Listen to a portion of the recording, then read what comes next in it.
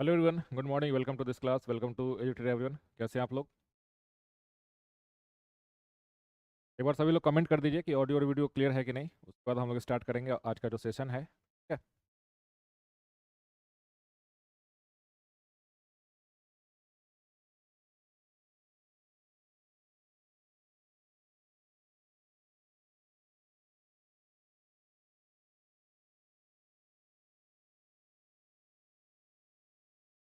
ठीक है,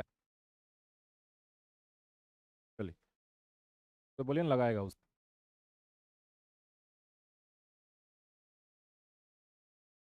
ठीक है, ऑडियो और वीडियो क्लियर है। चलिए स्टार्ट करते हैं। आज का जो टॉपिक है जिसमें हम लोग डिस्कस करने वाले हैं और डीपीएसपी और फंडामेंटल ड्यूटीज़। तो पहले हम लोग फंडामेंटल ड्यूटीज़ को डिस्कस करेंगे क्योंकि ये थोड़ा सा छोटा टॉपिक है ना, शॉर्ट टॉपिक है। और उसके बाद में हम लोग जो है डीपीएसपी को डिस्कस करेंगे। ठीक है, तो स्टार्ट करें आज का क्लास। और आप लोग का तो एग्ज़ाम का डेट भी आ गया है ना? तो शेड्यूल भी आ चुका है आपका एग्ज़ाम का, एईडीओ का एग्ज़ाम का। चलिए ठीक।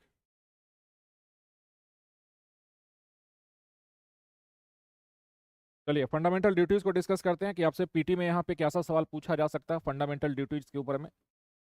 फंडामेंटल ड्यूटीज़, फंडामेंटल ड्यूटीज़ का जो इंपॉर्टेंट फैक्ट्स है आपको वही बस याद रखना है कि आपसे एग्जाम में क्या सब पूछा जा सकता है फंडामेंटल ड्यूटीज़ के ऊपर में। ठीक है, देखो जो फंडामेंटल ड्यूटीज़ है ये हमारे ओरिजिनल संविधान में नहीं था। It was not mentioned in the original constitution. इसको बाद में है सो जोड़ा गया है by an amendment of the constitution. तो वो कौन सा अमेंडमेंट है? तो 42nd अमेंडमेंट एक्ट 1976 के माध्यम से इसको जोड़ा गया है। तो कुछ बेसिक बातें जो कि आपसे बार बार एग्जाम में पूछता है उसको पहले हम लोग यहाँ पे लिख लेते हैं कि फंडामेंटल ड्यूटीज़ कहाँ पर मेंशन किया गया है। It is mentioned in part 4A of the constitution. Part 4A plus article कौन सा है? तो आर्टिकल है 51A। ठीक है, 51A of the constitution. It was not originally part of the Indian constitution. It was not the part of, it was not the part of original constitution. Okay, it was not the part of original constitution. It was added by, it was added, it was added by 42nd amendment act, 42nd amendment act, amendment act 1976. ठीक है, it was based on the recommendations of, it was based on the recommendations of, it was based on the recommendations of Soran Singh committee, of Soran Singh committee, Soran Singh committee. इस committee के recommendation पे जो है आपके संविधान में, आपके constitution में जो फंडामेंटल ड्यूटीज़ का जो टॉपिक है, जो पार्ट है, उसको ऐड किया गया है। तो आपको एग्जाम में ये सब चीज़ है सो इंपॉर्टेंट फैक्ट्स है। इसके ऊपर में कई बार आपसे सवाल पूछता है कि कब जोड़ा गया। तो 42nd अमेंडमेंट एक्ट 1976 के माध्यम से। किस कमेटी के रिकमेंडेशन पे? तो सोरंग सिंह कमेटी के रिकमेंडेशन पे। ये आपको याद रखना है, पीटी में कई बार यही पूछ लेता है। प्लस जब ये जोड़ा गया तो आपके संविधान में जो फंडामेंटल ड्यूटीज़ का जो पार्ट जोड़ा जाता है तो शुरुआत में कितने ड्यूटीज़ होते हैं? तो इनिशियली देयर वेर 10 ड्यूटीज़, है ना। यानी कि जब ये 42nd अमेंडमेंट से जोड़ा जाएगा उस समय 10 ऐसे ड्यूटीज़ को यहाँ पे जो है जोड़ा जाता है। ठीक है, so initially 10 duties were added. 10 duties were added, were added in the constitution. In the constitution. 10 duties were added in the constitution. However, however, however, the 11th duty related to, related to the right to education, right to education was added by, was added by 86th 86th amendment of the constitution, 86th amendment of the constitution, 2002। तो आपको मालूम है कि जो 86 amendment है इसके माध्यम से एक फंडामेंटल राइट भी बनाया गया, right to elementary education, article 21A, plus जो डीपीएसपी है आर्टिकल 45 वहाँ पर भी ऐड किया गया, चेंजेस किए गए, और आपका जो फंडामेंटल ड्यूटीज़ है उसमें भी ऐड कर दिया गया, यानी कि जो 11वां ड्यूटी है उसको यहाँ पे जोड़ा गया। तो आपको याद रखना है कि एट प्रेजेंट टोटल कितना ड्यूटीज़ है, एट प्रेजेंट है सो 11 ड्यूटी है, लेकिन शुरुआत में कितना था, 10 था और प्लस 1, यानी कि 10 ड्यूटी को जोड़ा गया 42nd अमेंडमेंट से 1976 के माध्यम से, ठीक है। और एक जो एक्स्ट्रा ड्यूटी हुआ इसको 86 अमेंडमेंट एक्ट 2002 से जोड़ा गया, ठीक है। ये क्लियर है। तो this is the basic idea about your fundamental duties. अगर इसका नेचर का हम लोग बात करें कि क्या ये जस्टिसेबल होता है, क्या ये जस्टिसेबल होता है, तो आपको लिखना है कि fundamental duties fundamental duties fundamental duties are not justiciable in nature, are not justiciable in nature, ठीक है। क्या इसमें अमेंडमेंट हो सकता है? यस, बिल्कुल हो सकता है, जैसा कि आपने देखा कि 86 अमेंडमेंट से एक और ड्यूटी को जोड़ दिया गया। It can be amended by the it can be amended as per article 368, यानी कि 368 के तहत जो अमेंडमेंट का जो प्रोसीड्योर है उसके माध्यम से ड्यूटीज़ में अमेंडमेंट किया जा सकता है। ये जो फंडामेंटल ड्यूटीज़ हैं ये क्या सिर्फ भारत के नागरिकों के लिए है या फिर इस देश में कोई भी व्यक्ति रहेगा, यानी कि जो नॉन सिटीजन्स हमारे देश में रहते हैं क्या उनके लिए भी ड्यूटीज़ है? तो नहीं, it is only applicable in the case of citizens of India, ठीक है। Applicable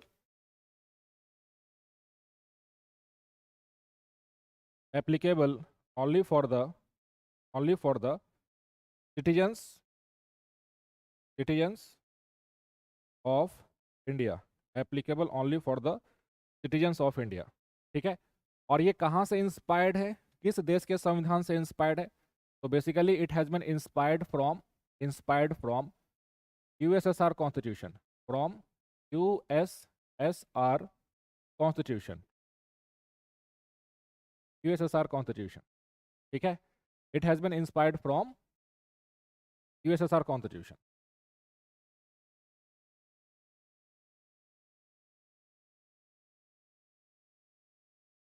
it has been inspired from USSR constitution. तो ये कुछ बेसिक बातें आपको याद रखना है।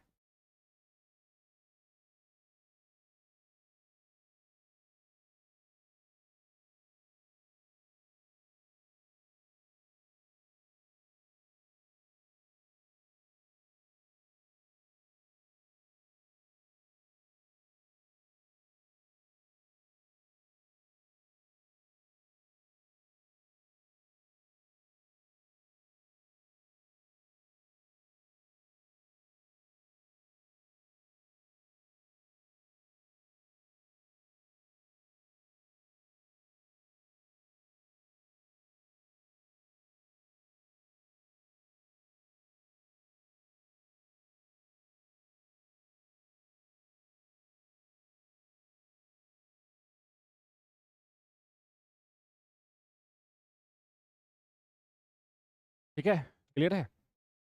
तो ये आपको बेसिक चीज़ें आपको याद रखना है, पीटी में यहीं से सवाल आपसे पूछेगा। फिर से एक बार रिवीजन करवा देते हैं कि जो फंडामेंटल ड्यूटीज़ है कौन से पार्ट में है, पार्ट 4A में है। कौन सा आर्टिकल है? तो आर्टिकल 51A है। प्लस ये हमारे संविधान का ओरिजिनल हिस्सा नहीं था, इसको बाद में जोड़ा गया। कब जोड़ा गया? 42nd अमेंडमेंट एक्ट 1976 से जोड़ा गया। किस कमेटी के रिकमेंडेशन पे है? तो सोरेन सिंह कमेटी के रिकमेंडेशन पे है। शुरुआत में कितने ड्यूटीज़ को जोड़े गए? तो 10 ड्यूटीज़ को जोड़े गए, ठीक है। इसका नेचर कैसा होता है? तो जस्टिसेबल इन नेचर होता है। क्या इसमें अमेंडमेंट हो सकता है? बिल्कुल हो सकता है। प्लस क्या ये सिर्फ भारत के नागरिकों के लिए है? तो yes, it is only for the citizens of India. और बाद में जो 11वां ड्यूटी है इसको भी जोड़ा गया। कब? तो 86 अमेंडमेंट एक्ट 2002 के माध्यम से। तो ये आपको बेसिक इन्फॉर्मेशन है, ये आपको याद रखना है, ठीक है। These are the basic information related to your fundamental duties. अब हम लोग एक्चुअल में देखेंगे कि जो फंडामेंटल ड्यूटीज़ है वो सब क्या मेंशन किया गया है। कई बार आपसे यही पूछ लेता है, ठीक है। तो देखिए, पार्ट 4A हो गया, फंडामेंटल ड्यूटीज़ हो गया, आर्टिकल 51A हो गया, और यहाँ पर आप देखिएगा कि आर्टिकल 51A में ए से लेकर के के तक है ना, यानी कि ए से लेकर के के तक जो है सो टोटल 11 फंडामेंटल ड्यूटीज़ यहाँ पर मेंशन किए गए। ठीक है। तो कई बार मैंने देखा है एग्जाम में आपसे यही पूछ लेता है कि जैसे कि to uphold and protect the sovereignty of India, ये कौन सा ड्यूटी है। तो इसमें ABCD करके जो है टोटल, इसको भी आप अगर याद रख पाते हैं तो ये काफ़ी बेहतर होगा। आपसे कई बार एग्जाम में ये भी पूछ लिया जाता है। कई बार एग्जामिनर जो है सो थोड़ा सा डिटेल में पूछ लेता है कि बताओ भाई इसमें से कौन सा जो है सो ड्यूटी है। तो पहला कौन सा है? पहला ड्यूटी है to abide by the constitution and respect its ideals and institutions, national flag and national anthem. यानी कि हमारे देश के हर एक नागरिक का, एवरी सिटीजन ऑफ इंडिया, उसका सबसे पहला मौलिक कर्तव्य क्या होगा, फंडामेंटल ड्यूटी क्या होगा कि भारत के जो संविधान है उसका पालन करना है, उसको मानना है, प्लस यहाँ जो राष्ट्रीय ध्वज है, जो राष्ट्रगान है, उसका सम्मान करना है। ये हमारा सबसे पहला ड्यूटी है। दूसरा ड्यूटी क्या है? To cherish and follow the noble ideals which inspired our national struggle for freedom. यानी कि जो हमारा फ्रीडम मूवमेंट रहा है उसमें जो भी वैल्यूज़ थे, जो भी प्रिंसिपल्स थे, जिसको लेकर के हमारा जो नेशनल मूवमेंट आगे बढ़ा है, उसको भी आपको जो है मतलब कि सम्मान देना है, उसको चेरिश करना है। ठीक है, तो ये आपका दूसरा एक ड्यूटी हो जाएगा। तीसरा ड्यूटी क्या कहता है? To uphold and protect the sovereignty, unity and integrity of India. ठीक, तो कई बार आपसे एग्जाम में ऐसा सवाल पूछा जा सकता है कि हमारे संविधान में जो सोवरेनिटी, यूनिटी, इंटीग्रिटी जो वर्ड मेंशन किया गया है, ये कहाँ कहाँ पर मेंशन किया गया है? तो सोवरेनिटी हो गया, यूनिटी हो गया, इंटीग्रिटी हो गया, ये आपको प्रियम्बल भी मेंशन किया गया है। आपको याद आता होगा जो हमने डिस्कस किए थे कि इंडिया का जो स्टेट है इसको किस तरीके से डिफाइन किया गया है। तो सोवरेन, ठीक है, सोशलिस्ट, सेकुलर, डेमोक्रेटिक, रिपब्लिक। यानी कि सोवरेन वर्ड है सो वहाँ पे प्रियम्बल में भी आता है। सोवरेन वर्ड जो है सो आपके फंडामेंटल राइट्स का जो आर्टिकल 19 का जो एक्सेप्शन है, जो रीजनेबल रिस्ट्रिक्शंस है, वहाँ पर भी आता है। फंडामेंटल ड्यूटीज़ में भी आता है। तो जो सॉवरेन वर्ड है इसका जिक्र कई कई जगह पे आपके संविधान में किया गया है। तो ये आपको थोड़ा सा ध्यान रखना है कि फंडामेंटल ड्यूटीज़ में, फंडामेंटल राइट्स में और प्रियम्बल में, तीनों जगह पे सॉवरेनिटी का जो है वर्ड का जिक्र किया गया है, प्लस यूनिटी एंड इंटीग्रिटी। ठीक है, next, to defend the country and render national services when called upon to do so. ये भी एक ड्यूटी है, यानी कि आपको अपने राष्ट्र को है सो डिफेंड करना है, और कभी अगर आपसे राष्ट्रीय सेवा अगर आपसे मांगा जाता है तो आप उस राष्ट्रीय सेवा के लिए जो है सो भागीदारी आप करेंगे। तो ये भी आपका एक फंडामेंटल ड्यूटी हो गया जो कि डी में लिखा गया है। नेक्स्ट है to promote harmony and the spirit of common brotherhood amongst all the people of India, transcending religious, linguistic, and regional or sectional diversities, to renounce practices which are derogatory to the dignity of women। ये एक ऐसा article है जिसके ऊपर में कई बार ऐसा सवाल पूछा जाता है, जैसे कि आपसे कुछ इस तरीके से पूछ देगा कि बताइए कि हमारे संविधान में ये कहाँ पर मेंशन किया गया है, to renounce practices which are derogatory to the dignity of women. और ऑप्शन दे देगा, प्रियम्बल ऑप्शन दे देगा, फंडामेंटल राइट्स ऑप्शन दे देगा, DPSP ऑप्शन दे देगा, और फंडामेंटल ड्यूटीज है ऑप्शन दे देगा। So you will have to go with the fundamental duties, जो कि आपका 5वां नंबर का जो ड्यूटी है, जो कि कहता है कि आपको देश में है सो हारमोनी बना करके रखता है, प्लस आपसी भाईचारा को प्रमोट करना है। किसी भी तरीके से धर्म के आधार पे, भाषा के आधार पे, या फिर क्षेत्र के आधार पे किसी भी तरीके से आपको आपस में मतभेद नहीं रखना है, प्लस जो वीमेन है उनके डिग्निटी को प्रोटेक्ट करना है। तो ये एक इंपॉर्टेंट फंडामेंटल ड्यूटी है।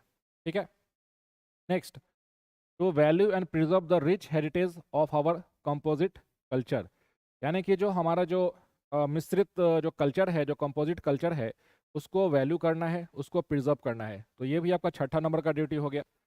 7वां ड्यूटी क्या है? To protect and improve the natural environment including forest, lakes, rivers and wild life, and to have a compassion for the living creatures. तो देखो ऐसा ही एक DPSP भी है।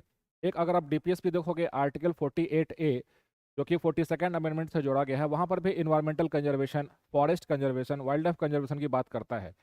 तो DPSP तो खैर अलग हो गया, जहाँ पे स्टेट का ये ड्यूटी होता है, स्टेट का ऑब्लिगेशन होता है। लेकिन फंडामेंटल ड्यूटीज़ वाले पार्ट में भी environment, forest, lakes, wild life को प्रोटेक्ट करने की बात करता है।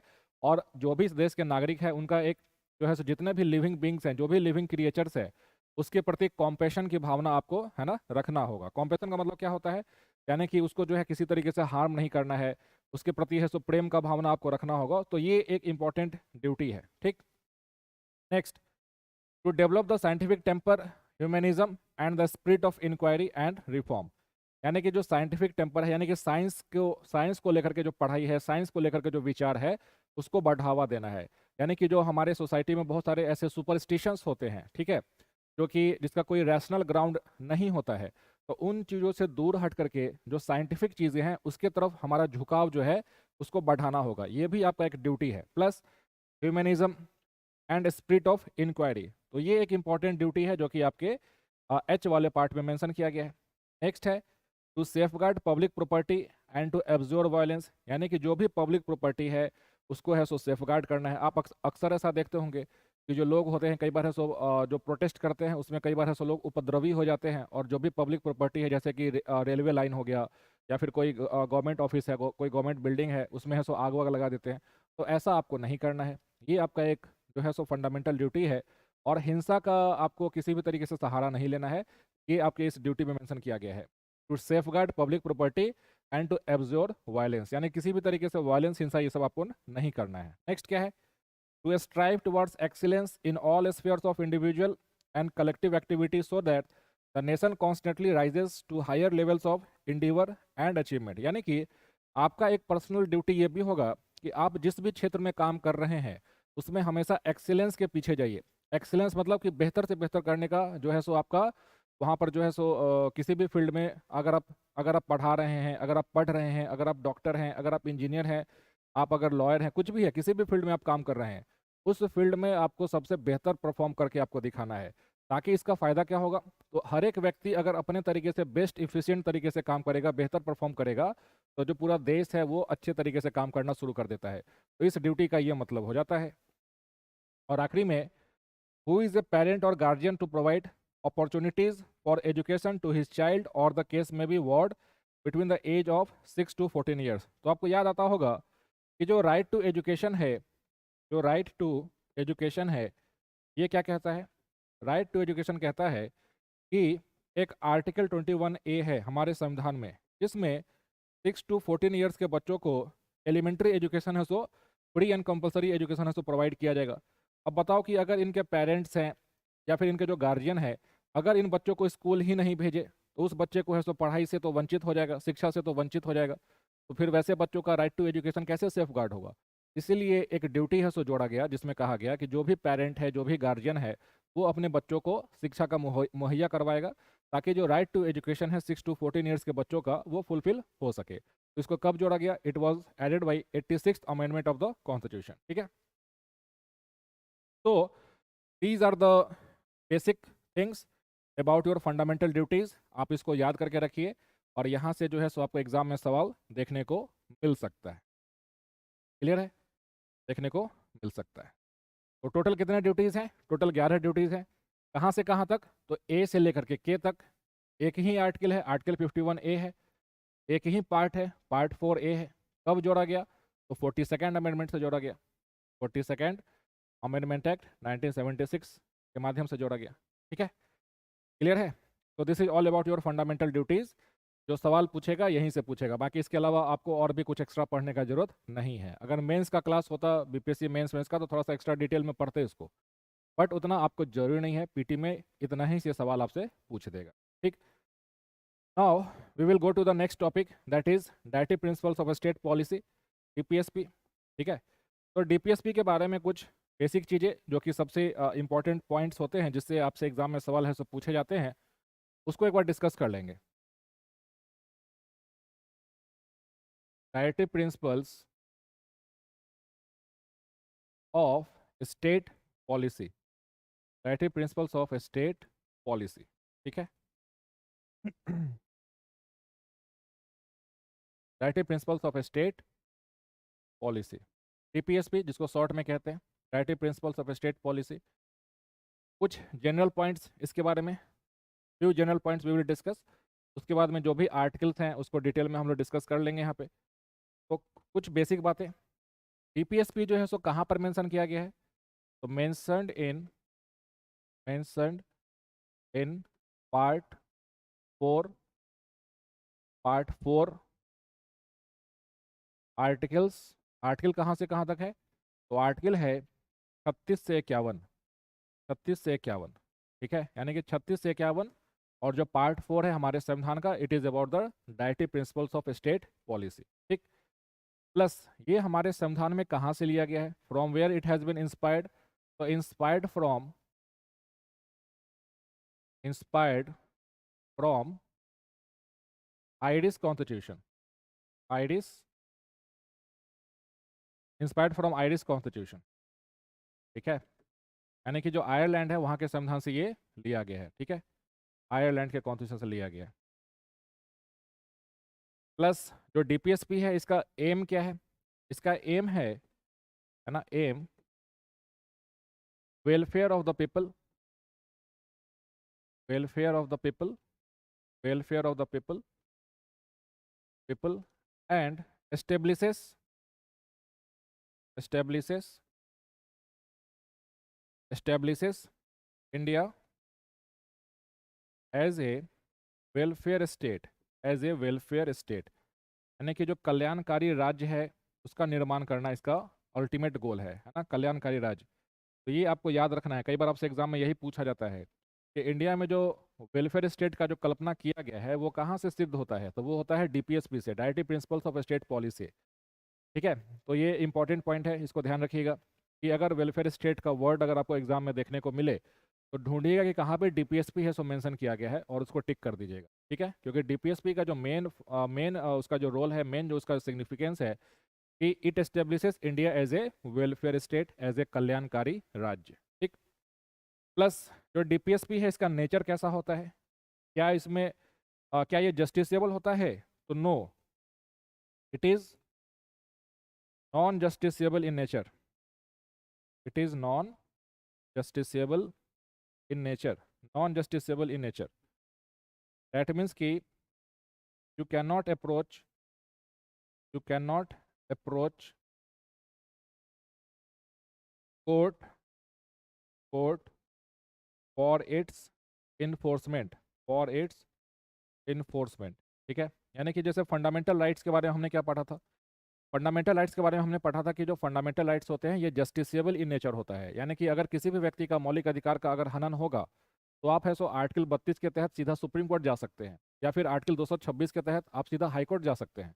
लेकिन जो डीपीएसपी होता है ये आपका है सो जस्टिसेबल इन नेचर नहीं होता है। अगर कोई भी डीपीएसपी है उसको कोई कोर्ट के द्वारा इन्फोर्स नहीं करवाया जा सकता है। लेकिन एक बात आपको याद रखना है कि जितने भी डीपीएसपी हम लोग आगे पढ़ने वाले हैं उसको इम्प्लीमेंट करने के लिए बहुत सारे इस देश में कानून बनाए गए हैं। तो उस कानून के तहत अगर आपको कोई अधिकार मिला है और अगर उसका वायलेशन होता है तो आप कह सकते हैं कि आपके आपके लीगल राइट्स का वायलेशन हो रहा है, तो उसको इन्फोर्स करवाने के लिए आप हाई कोर्ट जा सकते हैं। लेकिन जब तक कोई कानून नहीं बना होगा, जैसे कि फॉर एग्जांपल आर्टिकल 44 जो कि यूनिफॉर्म सिविल कोड की बात करता है, तो क्या हमारे देश में आज के समय है सो यूनिफॉर्म सिविल कोड है सो पूरे देश में लागू है? नहीं लागू है। कुछ ऐसे स्टेट्स हैं जिन्होंने यूसीसी को लेकर के कानून बनाया है, जैसे कि उत्तराखंड सबसे रिसेंट एग्जाम्पल है। तो आप कोर्ट में जाकर के, सुप्रीम कोर्ट में या फिर हाई कोर्ट में ये नहीं कहेंगे कि देखिए ये जो हमारा सरकार है ये यूसीसी को इम्प्लीमेंट नहीं कर रहा है, क्योंकि आर्टिकल 44 में यूसीसी का बात किया गया है। आप ऐसा इन्फोर्स नहीं करवा सकते। क्यों? क्योंकि जो डीपीएसपी है ये नॉन जस्टिसेबल इन नेचर होता है। वो बात अलग है कि इसको इन्फोर्स करने के लिए एक अलग से अगर कानून बना दिया जाए, वो बात का बात है। लेकिन अगर कोई कानून नहीं बना हुआ है then you can not enforce a DPSP through the supreme court और थ्रू द हाई कोर्ट्स। तो ये बात आपको याद रखना है डीपीएसपी के बारे में, ठीक है। तो ये सब कुछ इंपॉर्टेंट बातें आपको याद रखना है। सबसे पहले कि ये कहाँ से लिया गया है, आयरिश संविधान से लिया गया है। प्लस ये है सो वेलफेयर स्टेट को एस्टेब्लिश करता है, कल्याणकारी राज्य, ये इंपॉर्टेंट वर्ड है। Plus non justiciable in nature होता है। और एक और पॉइंट जो कि आपको याद रखना है डीपीएसपी के बारे में कि it is fundamental to the governance of the country. ये जो स्टेटमेंट है इसको बिल्कुल एकदम दिमाग में बैठा लेना है, फिट कर लेना है। क्यों? क्योंकि एज इट इज आपसे एग्जाम में है सो पूछ लेगा। It is fundamental, fundamental to the governance, fundamental to the governance of the country, of the country, ठीक है, ऑफ द कंट्री। कहने का मतलब है कि जो डीपीएसपी है इसके बारे में आपसे एग्जाम में कुछ इस तरीके से सवाल पूछा जाएगा। सवाल ये पूछेगा कि which of the following is fundamental to the governance of the country, और ऑप्शन दे देगा प्रियम्बल, ऑप्शन दे देगा फंडामेंटल राइट्स, ऑप्शन दे देगा डीपीएसपी, और चौथा ऑप्शन देगा फंडामेंटल ड्यूटीज। तो आंसर क्या करना है? Always go with the DPSPs. क्यों? क्योंकि जो डीपीएसपी है उसका जो आर्टिकल 37 है, आर्टिकल 37 में क्या कहा गया है? आर्टिकल 37 जो है, आर्टिकल 37 इसमें क्या कहा गया है? आर्टिकल 37 में कहा गया है कि जो directive principles of state policies हैं इसके बारे में एग्जैक्ट जो लिखा गया मैं आपको बताता हूँ। आर्टिकल 37 जो कि डीपीएसपी के पार्ट का एक इंपॉर्टेंट आर्टिकल है, जहां पर ये लिखा गया है कि the directive principles of state policies are non justiciable in nature, non justiciable, non justiciable in nature, ठीक है, in nature. However these principles are fundamental to the governance of the country, fundamental to the governance, governance, governance of the country, fundamental to the governance of the country, and it shall be the duty of a state, duty of a state to to incorporate, incorporate, duty of the state to incorporate these principles, these principles, these principles while making laws, while making laws, while making laws, ठीक है। तो ये जो तीनों part है, इस तीनों को याद रखिए। एग्जाम में एज इट इज आपसे पूछ लिया जाता है कि बताओ हमारे देश का कौन सा ऐसा संविधान का कौन सा ऐसा पार्ट है जो कि कहता है कि वह जो है सो इस देश के शासन में मौलिक होगा, यानी कि fundamental to the governance of the country. तो आंसर करिएगा डीपीएसपी, ठीक है। क्या डीपीएसपी को इम्प्लीमेंट करने के लिए स्टेट का ड्यूटी है, रिस्पॉन्सिबिलिटी है? तो बिल्कुल है, ये आर्टिकल 37 में ऐसा कहा गया है। समझ में आ गया? इसके पीछे का अगर मैं आपको थोड़ा सा बैकग्राउंड बता दूं कि जो डीपीएसपी है वो किस तरीके से स्टेट के ऊपर में एक रिस्पॉन्सिबिलिटी देता है, तो देखो जो हमारा स्टेट है, ठीक है,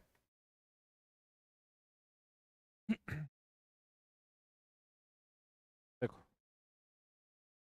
सपोज कि ये हमारा देश भारत है, this is our country India, this is our country India, this is our country India, ठीक है। और यहाँ पे भारत के लोग रहते हैं, हम भारत के लोग, we are the citizens of this country, we are the citizens of this country, ठीक है। यहाँ पर एक सरकार है जिसको केंद्र सरकार कहते हैं, प्लस हर एक राज्य में है सो राज्य सरकार है, यानी कि जो भी गवर्नमेंट है, जो भी गवर्नमेंट है उसका एक रिस्पॉन्सिबिलिटी होगा कि भारत के जो भी लोग हैं उनका है सो वेलफेयर करे, उनका है सो कल्याण करे, है ना, वेलफेयर करे, यानी कि welfare of the citizens, welfare करे, वेलफेयर। तो वेलफेयर कब होगा? वेलफेयर तब हो पाएगा जब ये कुछ ऐसा कानून बनाए, यानी कि ये जो सरकारें हैं ये कुछ ऐसे कानून बनाए, ऐसे कानून बनाए जो कि जो डीपीएसपी में जो भी चीज़ मेंशन किया गया है, जो भी डीपीएसपी में जो प्रारूप मेंशन किया गया है, इसी को, है ना, इसी को बेस बना करके कानून है सो बनाया जाएगा, तभी जाकर के इस देश के जितने भी नागरिक हैं उनका है सो वेलफेयर, उनका है सो कल्याण हो सकता है। तो इसीलिए ये कहा गया है आर्टिकल 37 में कि it shall be the duty of the state to incorporate these principles while making laws, ठीक है।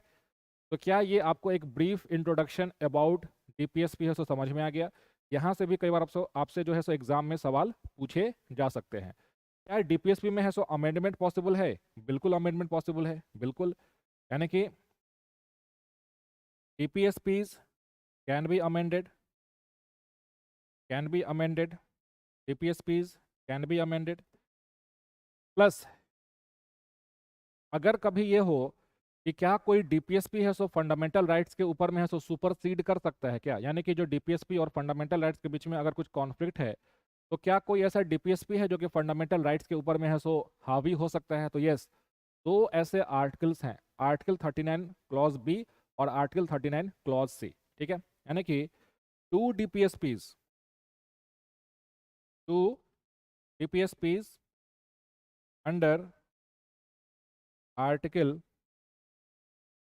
39 clause B and 39 clause C get primacy, get primacy over fundamental rights, get primacy over fundamental rights, ठीक है, get primacy over fundamental rights। तो ये जो है सो एक brief introduction हो गया। जितने भी लोग क्लास में लाइव हैं, अगर आपको ये चीज़ें समझ में आ गई हैं एक बार कमेंट कर दीजिए कि यस सर समझ में आ गया है। तो उसके बाद हम लोग चलेंगे कि जो भी आर्टिकल्स हैं उसको डिटेल्ड हम लोग स्टडी कर लेंगे, ताकि एग्जाम में कई बार आर्टिकल के ऊपर में सवाल पूछ लेता है या फिर उसका जो इंपॉर्टेंट जो पॉइंट है उसके ऊपर में सवाल पूछ लेता है, तो उसको फिर अभी हम लोग डिस्कस करेंगे। यानी कि 36 से 51 तक के बीच का जितना भी आर्टिकल है सबको 1 बाय 1 डिस्कस करने वाले हैं। तो क्या ये चीज़ें आपको क्लियर हुई रिगार्डिंग डीपीएसपीज जो जनरल पॉइंट्स है? यहाँ से भी कई बार सवाल आपसे पूछ लिया जाता है, इसलिए आपको याद रखना है। एक बार कमेंट कर दीजिए सभी लोग कि यस सर क्लियर है।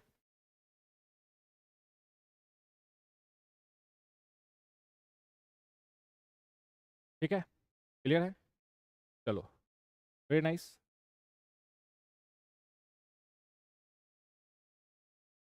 देखो, जो हमारा डीपीएसपी है, जो हमारा डीपीएसपी है, ठीक है, classification of DPSP, classification classification of DPSP. तो जो हमारा डीपीएसपी जो मेंशन किया गया है, इसको आप संविधान में ऐसा कुछ भी क्लासिफिकेशन नहीं किया गया है ना, ऐसा नहीं लिखा गया है कि ये है सो सोशलिस्ट प्रिंसिपल होगा, ये जो है सो गांधीयन प्रिंसिपल होगा। संविधान में ऐसा बिल्कुल भी मेंशन नहीं किया गया है। लेकिन जब आप डीपीएसपी को पढ़ते हैं तो आपको ऐसा फील आएगा कि अरे ये तो सोशलिस्ट प्रिंसिपल है, अरे ये तो गांधीयन प्रिंसिपल है। तो आम भाषा में, जनरल लैंग्वेज में, जो डीपीएसपी है इसको हम लोग 3 प्रकार से क्लासीफाई कर देते हैं, ठीक है। तो सबसे पहला क्लासिफिकेशन हो जाता है socialist principle, socialist principle, socialist principle, socialist principle, ठीक है। दूसरा क्लासिफिकेशन हो जाता है डीपीएसपी का गांधीयन प्रिंसिपल, यानी कि जो गांधी जी के विचारों पे जो बेस्ड होगा उसको गांधीयन प्रिंसिपल कहते हैं, गांधीयन प्रिंसिपल, ठीक है, गांधीयन प्रिंसिपल, ठीक। प्लस जो बाकी जो इसके अलावा जो बच जाता है उसको लिबरल एंड इंटेलेक्चुअल प्रिंसिपल कहते हैं, liberal and intellectual principle, liberal and intellectual principle, ठीक है। तो जैसे कि अगर सोशलिस्ट प्रिंसिपल्स की बात करें, जो सोशलिस्ट प्रिंसिपल्स की बात करें यानी कि समाजवाद का जो सिद्धांत होता है, सोशलिस्ट प्रिंसिपल्स को, सोशलिज्म को हिंदी में क्या कहते हैं? इट इज कॉल्ड एज समाजवाद, है, इसको समाजवाद कहते हैं। तो जो सोशलिस्ट प्रिंसिपल होता है जहाँ पे समाजवाद सिद्धांत आपको देखने को मिलेगा, उसमें आपको जो कोर प्रिंसिपल्स आपको देखने को मिलेंगे, reducing inequalities in society, reducing, इस चीज को समझ लीजिएगा।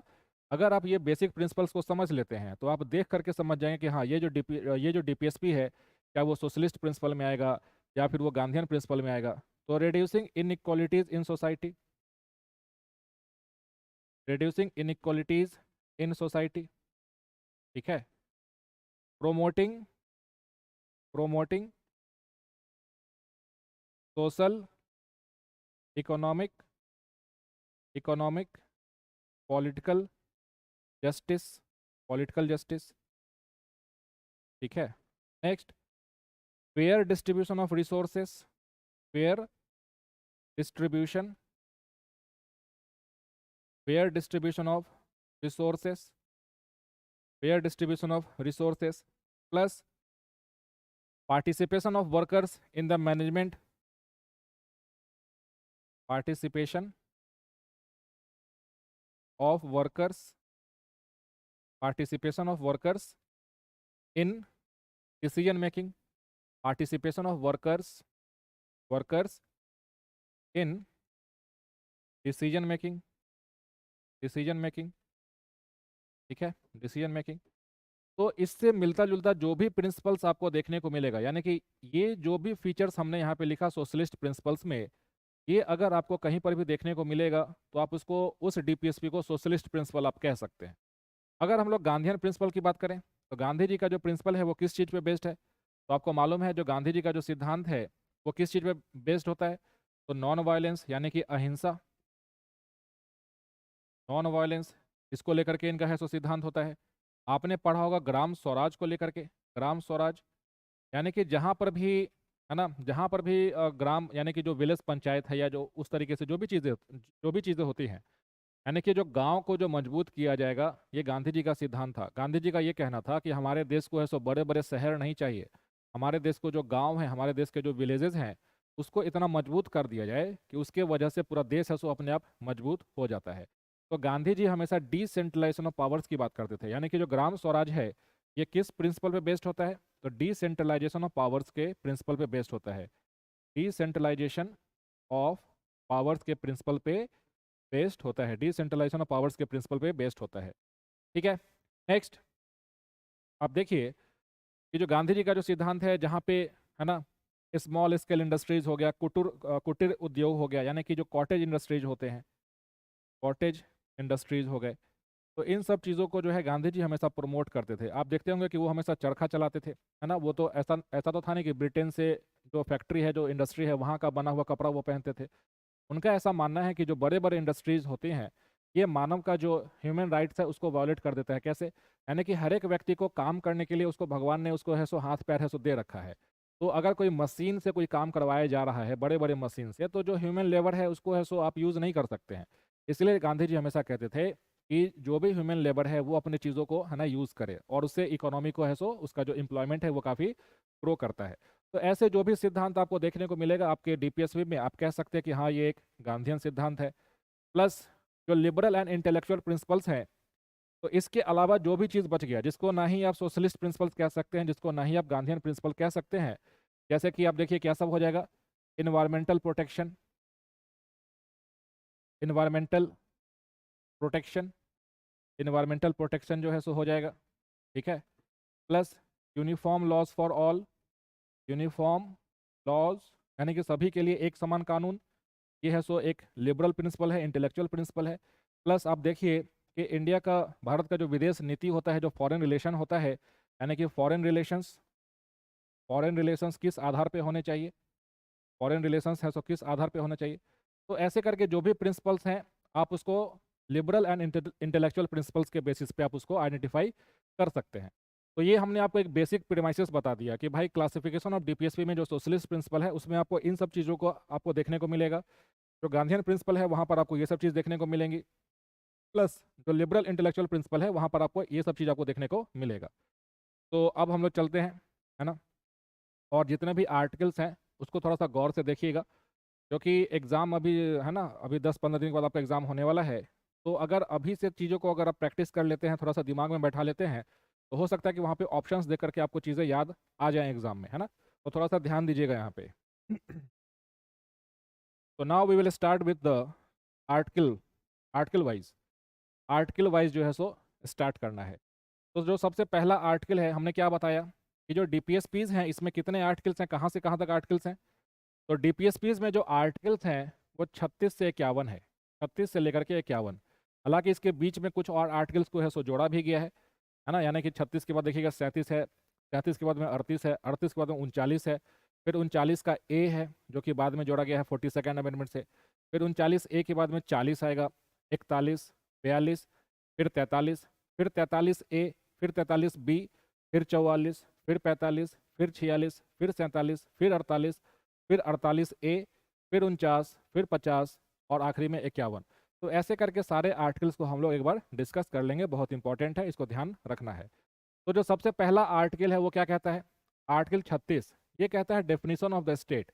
आपको याद आता होगा कि जो आर्टिकल 12 जो हमने फंडामेंटल राइट्स में पढ़ा था, फंडामेंटल राइट्स का जो सबसे पहला आर्टिकल था, जहाँ पर हमने आपको एक्सप्लेन भी किया था कि स्टेट को है सो डिफाइन किया गया है।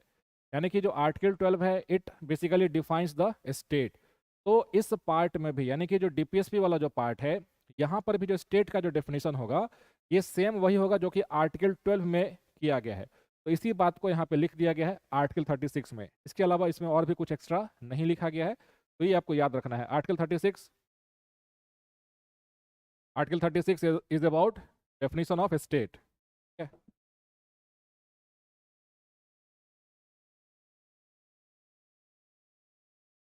Article 36 is about definition of state. इसके बाद में दूसरा आर्टिकल 37। आर्टिकल 37 के बारे में हमने आपको क्या बताया पीछे कि आर्टिकल 37 ही कहता है कि जो डीपीएसपी है ये नॉन जस्टिसेबल इन नेचर होगा। जो डीपीएसपी है ये fundamental to the governance of the country है, और it shall be the duty of the state to incorporate this principles while making laws, जो कि अभी जस्ट थोड़ी देर पहले हमने आपको बताया है। ये कहाँ पर मेंशन किया गया है, तो आर्टिकल 37 में मेंशन कर दिया गया है, ठीक है। Next article 38।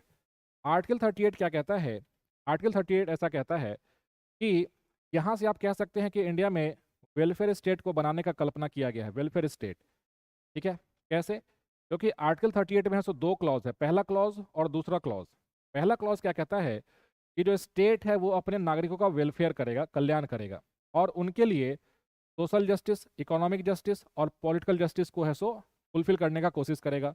आपको याद आता होगा प्रियम्बल का भी वो क्लास जहाँ पर हमने आपको बताया था कि प्रियम्बल में जो सबसे पहला गोल जो मेंशन किया गया है, जो कि क्या किया गया है, सोशल जस्टिस, इकोनॉमिक जस्टिस और पॉलिटिकल जस्टिस।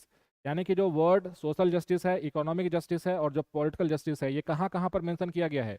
तो एक तो प्रियम्बल में मेंशन किया गया है और दूसरा डीपीएस में मेंशन किया गया है। तो ये बात आपको याद रखना है, ठीक है। सोशल जस्टिस, इकोनॉमिक जस्टिस और पॉलिटिकल जस्टिस दोनों जगह पर मेंशन किया गया है, प्रियम्बल में भी और डीपीएस पे में भी, ठीक है। प्लस इसका जो दूसरा क्लॉज है, यानी कि आर्टिकल 38 में जो दो क्लॉज है, उसका दूसरा क्लॉज क्या कहता है? Minimize inequalities in income and eliminate inequalities in status, facilities and opportunities. तो देखिए, ये जो है ऐड किया गया है बाद में, यानी कि जो क्लॉज 2 है इसको कब जोड़ा गया? By the 44th amendment act 1978। तो आपसे एग्जाम में ये भी पूछा जा सकता है कि बताइए, जो आर्टिकल 38 है इसका जो सेकेंड क्लॉज है इसको कब जोड़ा गया? तो 44th अमेंडमेंट एक्ट 1978 के माध्यम से। और ये किस चीज़ की बात करता है? तो ये बात करता है minimizing inequalities in income and eliminate inequalities in status, facilities and opportunities. तो अगर इसकी हम लोग बात करें, यह कैसा सिद्धांत हो जाएगा? ठीक है, चलो ये सवाल मैं आप सभी लोगों से पूछता हूँ कि अगर हमने जो पीछे आपको बताया कि जो सोशलिस्ट प्रिंसिपल है, जो गांधीयन प्रिंसिपल है, जो प्लस जो लिबरल इंटेलेक्चुअल प्रिंसिपल है, आप आर्टिकल 38 को कौन से सिद्धांत में प्लेस करेंगे? क्या ये सोशलिस्ट प्रिंसिपल है, क्या ये गांधीयन प्रिंसिपल है, या फिर ये एक लिबरल इंटेलेक्चुअल प्रिंसिपल है? आप कमेंट करिए, मैं आपके कमेंट को देख रहा हूँ, है ना। ये जो आर्टिकल 38 में जो हमने जो चीज़ों को अभी पढ़ा कि welfare of the people, secure social economic political justice, plus minimize inequalities in income, eliminate inequalities in status, facilities and opportunities, इसको आप किस सिद्धांत के अंदर में रखेंगे? किस प्रिंसिपल में रखेंगे? किस प्रिंसिपल में आप रखेंगे?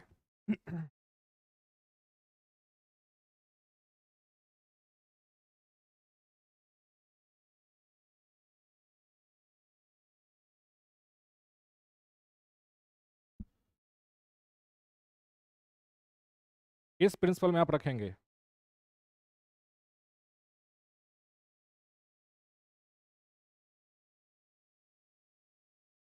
क्या हो जाएगा इसका answer? Socialist principle, yes, it will be treated under your socialist principle. Socialist principle है, ये सोशलिस्ट प्रिंसिपल है, समाजवाद का सिद्धांत है, ठीक है। तो याद रखिएगा, कई बार आपसे एग्जाम में, इस बार भी जो बीपीएससी का एग्जाम हुआ है पीटी का, 71st बीपीएससी का जो एग्जाम हुआ है पीटी का, उसमें ऐसा ही पूछ लिया, चार ऑप्शन दे दिया और बोला कि बताओ इसमें से कौन सा सोशलिस्ट, कौन सा गांधीयन प्रिंसिपल है, ऐसा करके सवाल है सो पूछ लेता है। तो अगर आप उसको आइडेंटिफाई कर ले जाते हैं कि हाँ ये जो है सो एक गांधीयन प्रिंसिपल है या फिर एक ये सोशलिस्ट प्रिंसिपल है, तो उसके बेसिस पे आप चीज़ों को समझ सकते हैं, ठीक है।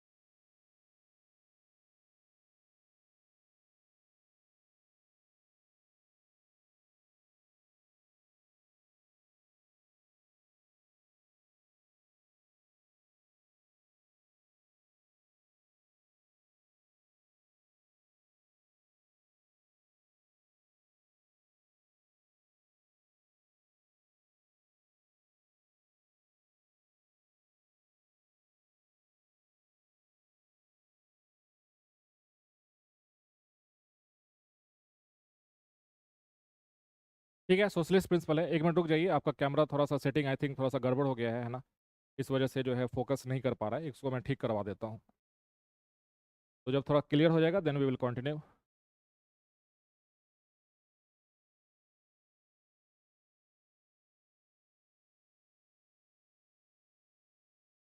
देखो,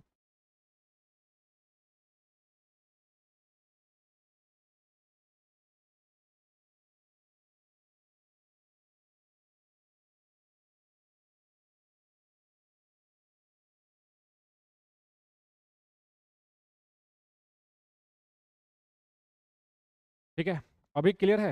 एक बार कमेंट कर देना कि क्या अभी आपको बोर्ड है तो क्लियर दिख रहा है।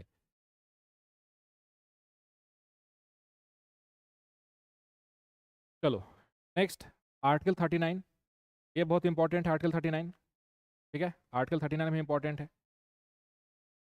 यहाँ पर क्या किया गया, यहाँ पर क्या है, जो आर्टिकल 39 है इसमें टोटल 6 क्लॉज हैं, ABCDEF। ठीक है, ABCDEF 6 क्लॉज है। ठीक है, 6 क्लॉज है। तो अगर हम लोग देखें, डिस्कस करें जो 6 क्लॉज है क्या कहता है, तो आर्टिकल 39 में जो सबसे पहला क्लॉज है 39 का ए, ये क्या कहता है, right to an adequate means of livelihood, यानी कि राइट टू लाइवलीहुड की बात करता है। तो अगर कभी आपसे एग्जाम में यह सवाल पूछे कि जो राइट टू लाइवलीहुड है ये क्या है, तो बेसिकली ये एक डीपीएसपी है, आपके आर्टिकल 39 में क्लॉज ए में है सो मेंशन किया गया है। प्लस आर्टिकल 39 बी, इसमें क्या कहता है, the equitable distribution of material resources to subserve the common good. इसको बिल्कुल आसान भाषा में ऐसे समझो कि हमारे समाज का जो भी मटेरियल रिसोर्सेज है, जैसे कि जमीन, जैसे कि लैंड है ना, या फिर जो फॉरेस्ट है, जो भी चीज़ें हैं, जो भी मटेरियल रिसोर्सेज हैं, उसका है सो फेयर डिस्ट्रीब्यूशन होना चाहिए लोगों के बीच में। ये नहीं कि एक व्यक्ति के पास में है सो हजारों एकड़ जमीन है और दूसरा एक ऐसा व्यक्ति है जिसके पास में जमीन ही नहीं है। तो ऐसा जो समाज हो जाएगा, वहाँ पे अगर अनइक्वल डिस्ट्रीब्यूशन ऑफ रिसोर्सेज हो रहे हैं, तो वो समाज में जस्टिस कभी भी प्रिवेल नहीं कर सकता है, न्याय कभी भी प्रिवेल नहीं कर सकता है। इसीलिए ये एक आर्टिकल है 39B, जो कि कहता है कि जो भी मटेरियल रिसोर्सेज सोसाइटी का है उसका फेयर डिस्ट्रीब्यूशन होना चाहिए, उसका इक्विटेबल डिस्ट्रीब्यूशन होना चाहिए। तो आप ये कहेंगे कि ये जो है सो एक सोशलिस्ट प्रिंसिपल है, समाजवाद का सिद्धांत है भाई, सोशलिस्ट प्रिंसिपल है, जस्ट हमने पीछे डिस्कस किया। ठीक, प्लस आर्टिकल 39C, ये क्या है, prevention of the concentration of wealth and means of production to avoid economic disparities, यानी कि जो कंसंट्रेशन ऑफ वेल्थ है, जो कंसंट्रेशन ऑफ वेल्थ है उसको भी है ना मिनिमाइज करना है, उसको है सो प्रिवेंट करना है। कंसंट्रेशन ऑफ वेल्थ का क्या मतलब होता है, यानी कि एक ऐसा तबका जिसके पास में बहुत ज़्यादा पैसा है सो जमा हो जाए, जिसके पास में बहुत ज़्यादा वेल्थ है सो जमा हो जाए, और एक ऐसा दूसरा तबका जिसके पास में पैसा ही नहीं है, यानी कि जो पुअर है, जो गरीब है, जो बिलो पॉवर्टी लाइन है, और एक ऐसा तबका जिसके पास में बहुत ज़्यादा पैसा है। यानी कि हमारे देश में जो इकोनॉमिक सिस्टम है वो कुछ इस तरीके से चलना चाहिए, जहाँ पे जो वेल्थ है ना, यानी कि जो संपत्ति है उसका भी है सो फेयर डिस्ट्रीब्यूशन समाज में होना चाहिए। तो क्या ये भी एक समाजवाद का सिद्धांत होगा, क्या ये भी एक सोशलिस्ट प्रिंसिपल होगा? बिल्कुल होगा। तो ये भी एक सोशलिस्ट प्रिंसिपल है। ठीक, plus equal pay for equal work for both men and women. तो ये जो आर्टिकल है इसको तो आपको अलग से याद रखना है, क्योंकि आपसे एग्जाम में सीधा सीधा यही पूछता है कि बताओ भाई कि जो equal pay for equal work है ये कौन से आर्टिकल में मेंशन किया गया है। तो ये मेंशन किया गया है आपका जो आर्टिकल 39 है, इसका जो है ना सब क्लॉज डी है वहां पर मेंशन किया गया है। तो इसको याद कर लीजिएगा, ये बहुत ज़्यादा चांस है कि आपसे एग्जाम में ये पूछता है कि equal pay for equal work, यानी कि समान काम के लिए जो समान जो पेमेंट होगा, जो सैलरी मिलेगा है ना महिलाओं को और पुरुषों को, वो कहाँ पर मेंशन किया गया है, किस आर्टिकल में है, तो आर्टिकल 39D में मेंशन किया गया है। ये आपको याद रखना है। ठीक, प्लस आर्टिकल 39E, 39E में क्या कहता है, protection of the health and strength of the workers main and women and prevent exploitation in employment, यानी कि जो भी वर्कर्स हैं, जो भी महिलाएं हैं, जो भी पुरुष हैं, उनके हेल्थ को है सो प्रोटेक्ट करना है, यानी कि वर्कर्स के वेलफेयर की बात करता है। तो हमेशा जो भी समाजवाद का जो सिद्धांत होता है वो अपने वर्कर्स, जो भी काम करने वाले लोग हैं, उनका है सो ध्यान रखता है। ये भी एक सोशलिस्ट प्रिंसिपल में हो जाएगा। और 39F ये क्या कहता है कि जो भी बच्चे हैं उनका इस तरीके से ध्यान रखा जाएगा कि वो किसी भी तरीके से उनका शोषण ना हो, एक्सप्लॉयटेशन ना हो, या फिर उनको जो है सो किसी भी तरीके से मोरल और मटेरियल अबेंडेंट, यानी कि अपने बच्चों को जो है सो किसी भी चीज़ में है ना उसको जबरदस्ती है सो आपने धकेल दिया, तो ऐसा कोई भी काम आप नहीं करवा सकते हैं जिससे बच्चों का जो है सो एक्सप्लॉयटेशन हो। तो ये जो छः जो प्रिंसिपल हैं, ये सभी आपके सोशलिस्ट प्रिंसिपल्स के अंदर में आते हैं। तो जो आर्टिकल 39 है, जो पूरा का पूरा जो आर्टिकल 39 है और इसके जितने भी सब क्लॉज हैं ए से लेकर के एफ तक, they all are your socialist principle. ये सभी समाजवाद के सिद्धांत हैं, सोशलिस्ट प्रिंसिपल हैं। ठीक है, समाजवाद के सिद्धांत है। क्लियर, समझ में आ गया? तो यहाँ पे जो हमने देखा, जो एफ है जो कि बच्चों को संरक्षण करने की बात करता है, ये 42nd अमेंडमेंट एक्ट 1976 से है, जोड़ा गया है। लेकिन एक बात आपको ध्यान देना है कि बच्चों को संरक्षण करने के लिए आर्टिकल 39 में भी एक क्लॉज है और दूसरा क्लॉज 45 है जो कि शिक्षा को लेकर के बात करता है, जो कि अर्ली चाइल्डहुड केयर की बात करता है। यानी कि 6 साल से जो छोटे बच्चे हैं, यानी कि 0 to 6 ईयर्स के जो बच्चे हैं जिनको अर्ली चाइल्डहुड केयर है सो चाहिए होता है, वो आर्टिकल 45 में मेंशन किया गया है। तो अगर कभी आपसे एग्जाम में ये पूछे which of the following articles provide for the early childhood care for the children below the age of 6 years, तो उसका आंसर हो जाएगा आर्टिकल 45। लेकिन अगर आपसे कोई ये सवाल पूछे कि बताओ कि बच्चों का एक्सप्लॉयटेशन रोकने के लिए, एक तो अलग है फंडामेंटल राइट तो है ही जो कि आर्टिकल 24 है जो कि चाइल्ड लेबर को है सो प्रिवेंट करता है, लेकिन अगर डीपीएसपी में पूछा जाए कि कौन सा ऐसा डीपीएसपी है जो कि बच्चों को एक्सप्लॉयटेशन से रोकने की बात करता है, तो आर्टिकल 39 का जो एफ क्लॉज है ये बच्चों को संरक्षण करने की बात करता है। और ये कब जोड़ा गया? तो 42nd अमेंडमेंट एक्ट 1976 के माध्यम से इसको जोड़ा गया है। ठीक है, तो I hope this is clear. Plus next, तो अभी जस्ट हमने डिस्कस किया आर्टिकल 39 में टोटल ए से लेकर के एफ क्लॉज है, ए से लेकर के एफ, स्मॉल ए से लेकर के स्मॉल एफ। तो ए क्या कहता है? Means of livelihood. बी क्या कहता है? Equitable distribution of material resources. C क्या कहता है? Prevention of concentration of wealth. D क्या कहता है? Equal pay for equal work. ई क्या कहता है? Protection of workers health and strength. और एफ क्या कहता है? Protection of children from exploitation. तो ये शॉर्ट में आपको अगर याद रह जाता है तो आपके एग्जाम में जो है सो यहाँ से आर्टिकल्स अगर पूछे भी जाएंगे तो आप उसका सही आंसर कर ले जाएंगे। तो ये थोड़ा सा याद रखिएगा, आर्टिकल 39 इंपॉर्टेंट है। प्लस अब देखो यहाँ पे 39 के बाद में एक दूसरा आर्टिकल आता है 39A, और यहाँ पर आपको कैपिटल ए देखने को मिलेगा, स्मॉल ए नहीं। अगर 39 स्मॉल ए रहेगा तो उसका मतलब हो जाएगा एडिक्वेट मीन्स ऑफ लाइवलीहुड, लेकिन यहाँ पर कैपिटल ए की बात कर रहा है, कैपिटल ए। तो कैपिटल ए बेसिकली क्या है? जब भी आपका कोई भी ऐसा संविधान का कोई भी ऐसा आर्टिकल देखने को मिले जिसके आगे में कैपिटल लेटर्स लिखा हो, जैसे कि कैपिटल में ए हो, कैपिटल में बी हो, कैपिटल में सी हो, इसका मतलब होता है कि उसको बाद में जोड़ा गया है, वो शुरुआत में संविधान में नहीं था, उसको किसी न किसी अमेंडमेंट के माध्यम से है सो जोड़ा गया है। ठीक है, तो जो आर्टिकल 39A है ये बहुत इंपॉर्टेंट है, बहुत इंपॉर्टेंट है। क्यों? क्योंकि ये फ्री लीगल एड की बात करता है, यानी कि equal justice and free legal add, यानी कि वैसे लोग जो कि काफ़ी वनरेबल हैं, जो कि काफ़ी मार्जिनलाइज्ड हैं। जैसे कि आपके देश में एक बात बताइए कि सपोज कि कोई ऐसा व्यक्ति है जिसके पास में काफ़ी पैसा वैसा है, अगर वो कभी किसी उसके साथ किसी भी तरीके से समस्या होगी तो वो पुलिस में जा सकता है, प्लस कोर्ट में जा सकता है, लॉयर्स को हायर कर सकता है, लॉयर्स का जो पैसा होता है उसका जो फ़ी है वो पे कर सकता है। लेकिन सपोज कि कोई ऐसा व्यक्ति है जो कि मार्जिनलाइज्ड है, जो कि वनरेबल है, जो कि गरीब है, अगर उसके साथ में अन्याय हो रहा है, अगर उसके साथ में इनजस्टिस हो रहा है, तो क्या उसके पास में इतना सामर्थ्य है, क्या उसके पास में इकोनॉमिक कैपेसिटी है कि वो जा करके है सो किसी लॉयर को हायर करे? अगर आप किसी लॉयर के पास में जाएंगे तो पता चला कि लॉयर जो है सो एक हियरिंग का आपसे 10,000 रुपया मांग रहा है, और हमारे देश में ऐसे बहुत सारे लोग हैं जिनका महीने का जो है सो इनकम उनका 10,000 नहीं होता है। तो कहने का मतलब है कि तो क्या वैसे लोगों को है सो न्याय से वंचित कर दिया जाएगा? यानी कि will they be deprived of the justice system in this country? No, absolutely no. Why?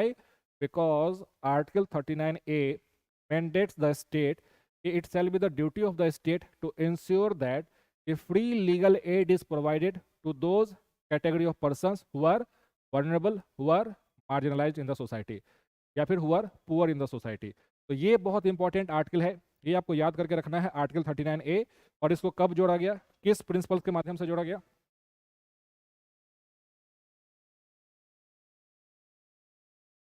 ठीक है, ये आपको याद रखना है, ये किस प्रिंसिपल के माध्यम से जोड़ा गया है?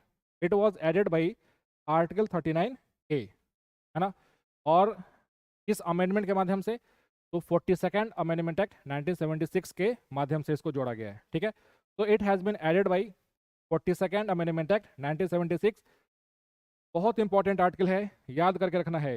It promotes justice on the basis of equal opportunity, provide free legal aid to ensure justice is not denied due to economic और अदर डिसेबिलिटीज। यानी कि हमारे देश में आर्थिक आधार पे या फिर किसी और भी आधार पे लोगों को है सो अन्याय उनके साथ में नहीं होना चाहिए। अगर किसी व्यक्ति के पास में इकोनॉमिक कैपेसिटी नहीं है, अगर वो जस्टिस अगर वो लेना चाहता है तो उसको है सो स्टेट जो है सो फ्री लीगल एड है सो प्रोवाइड करेगा। तो आपको एक है ना एक कॉन्सेप्ट मैं आपको बता देता हूँ कि जो फ्री लीगल एड का जो कॉन्सेप्ट है वो कैसे है। ठीक है, देखो जो आर्टिकल 39A है ये अपने आप में तो काफ़ी इंपॉर्टेंट है ही, ठीक है, आर्टिकल 39A जो कि फ्री लीगल एड की बात करता है, free legal add, free legal add की बात करता है, फ्री लीगल एड की बात करता है, ठीक। प्लस इसको कब जोड़ा गया? Added by 42nd amendment act 1976। ये बहुत इंपॉर्टेंट है, एकदम एग्जाम में एज इट इज पूछ देगा, ठीक है, इसको याद रखिए। Added by 42nd amendment act 1976। अब इसको इन्फोर्स करने के लिए, to enforce it, a law has been made in the country. A law has been made by the parliament, made by the parliament। और ये कानून है, सो क्या नाम है उस कानून का? ये जो कानून है इसका नाम है लीगल सर्विसेज अथॉरिटी एक्ट 1987, ठीक है, ये कानून का नाम है लीगल सर्विसेज अथॉरिटी एक्ट 1987। तो हो सकता है कि आपसे एग्जाम में ये कानून के ऊपर में ही सवाल पूछते हैं। ये कानून जो है सो कब बनाया गया? 1987 में है सो बनाया गया है। और इसी कानून के तहत नालसा है, नेशनल लीगल सर्विसेज अथॉरिटी, ठीक है, सालसा है, state legal services authority, district legal services authority, NALSA, national legal services authority. अब ये सब जो इंस्टीट्यूशन है ये आपके देश में क्या करता है? It provides free legal add, है सो प्रोवाइड करता है, provides free legal add, free legal add में क्या सब आता है? फ्री लीगल एड में क्या सब आता है? जैसे कि अगर किसी व्यक्ति के पास में कोर्ट का फीस जमा करने का पैसा नहीं है तो कोर्ट फीस ये लोग है सो प्रोवाइड करवा देगा। अगर किसी व्यक्ति के पास में वकील हायर करने का पैसा नहीं है, ये लोग है सो लॉयर है सो प्रोवाइड कर देगा, provide lawyers free of cost. Plus इसके साथ साथ ये लोग है सो लोक अदालत है सो कंडक्ट करता है, लोक अदालत इज कंडक्टेड। तो ये सब जो है प्रावधान इसलिए किया गया है क्योंकि आपके संविधान में एक ऐसा आर्टिकल है 39A जो कि कहता है कि स्टेट का रिस्पॉन्सिबिलिटी होगा कि अपने यहाँ के जो भी नागरिक है जो कि सक्षम नहीं है न्यायालय में जाने को लेकर के, उनको फ्री लीगल एड है सो प्रोवाइड करवाएगा। अब यहाँ पर मैं आपको थोड़ा सा ये भी बता देता हूँ कि जो फ्री लीगल एड है वो किसको किसको मिलता है। क्या इस देश में हर एक व्यक्ति को फ्री लीगल एड मिलेगा? तो नहीं। जो बेनिफिशियरीज हैं, हु आर द बेनिफिशियरीज कौन सब लोग होते हैं? Beneficiaries of free legal add in India, free legal add के बेनिफिशियरीज कौन होते हैं? तो जैसे कि महिलाएं है ना, वीमेन एंड चिल्ड्रन, जो भी महिलाएं हैं, जो भी बच्चे हैं, अगर उनके साथ में अन्याय होता है तो अगर वो नालसा या फिर सालसा या फिर DLSA के पास में जाते हैं, उनको है सो फ्री में कानूनी सहायता है सो प्रोवाइड की जाएगी। प्लस जो हमारे देश में आप देखिए जो शेड्यूल्ड कास्ट के जो मेंबर्स होते हैं, जो शेड्यूल्ड ट्राइब्स के जो मेंबर्स होते हैं, उनको भी फ्री लीगल एड है सो मिलता है। प्लस इनकम क्राइटेरिया के बेसिस पे यानी कि वैसे लोग जिनका जो वार्षिक उनका जो इनकम होगा अगर उसके सेट पैरामीटर से कम होगा तो उनको भी फ्री लीगल एड है सो मिलेगा, यानी कि पुअर पीपल के लिए है सो फ्री लीगल एड का सहायता आपके देश में है। Plus victims of human trafficking, यानी कि कोई ऐसा व्यक्ति है जिसका मानव तस्करी किया गया होगा, ठीक है, मानव तस्करी किया गया होगा। या फिर विक्टिम्स ऑफ डिजास्टर्स, है ना, सपोज कि कहीं पे भूकंप आ गया, कहीं पे है सो है ना बाढ़ आ गया और उससे जो लोग बचाए गए हैं उनको भी है सो कानूनी सहायता है सो मिलेगा।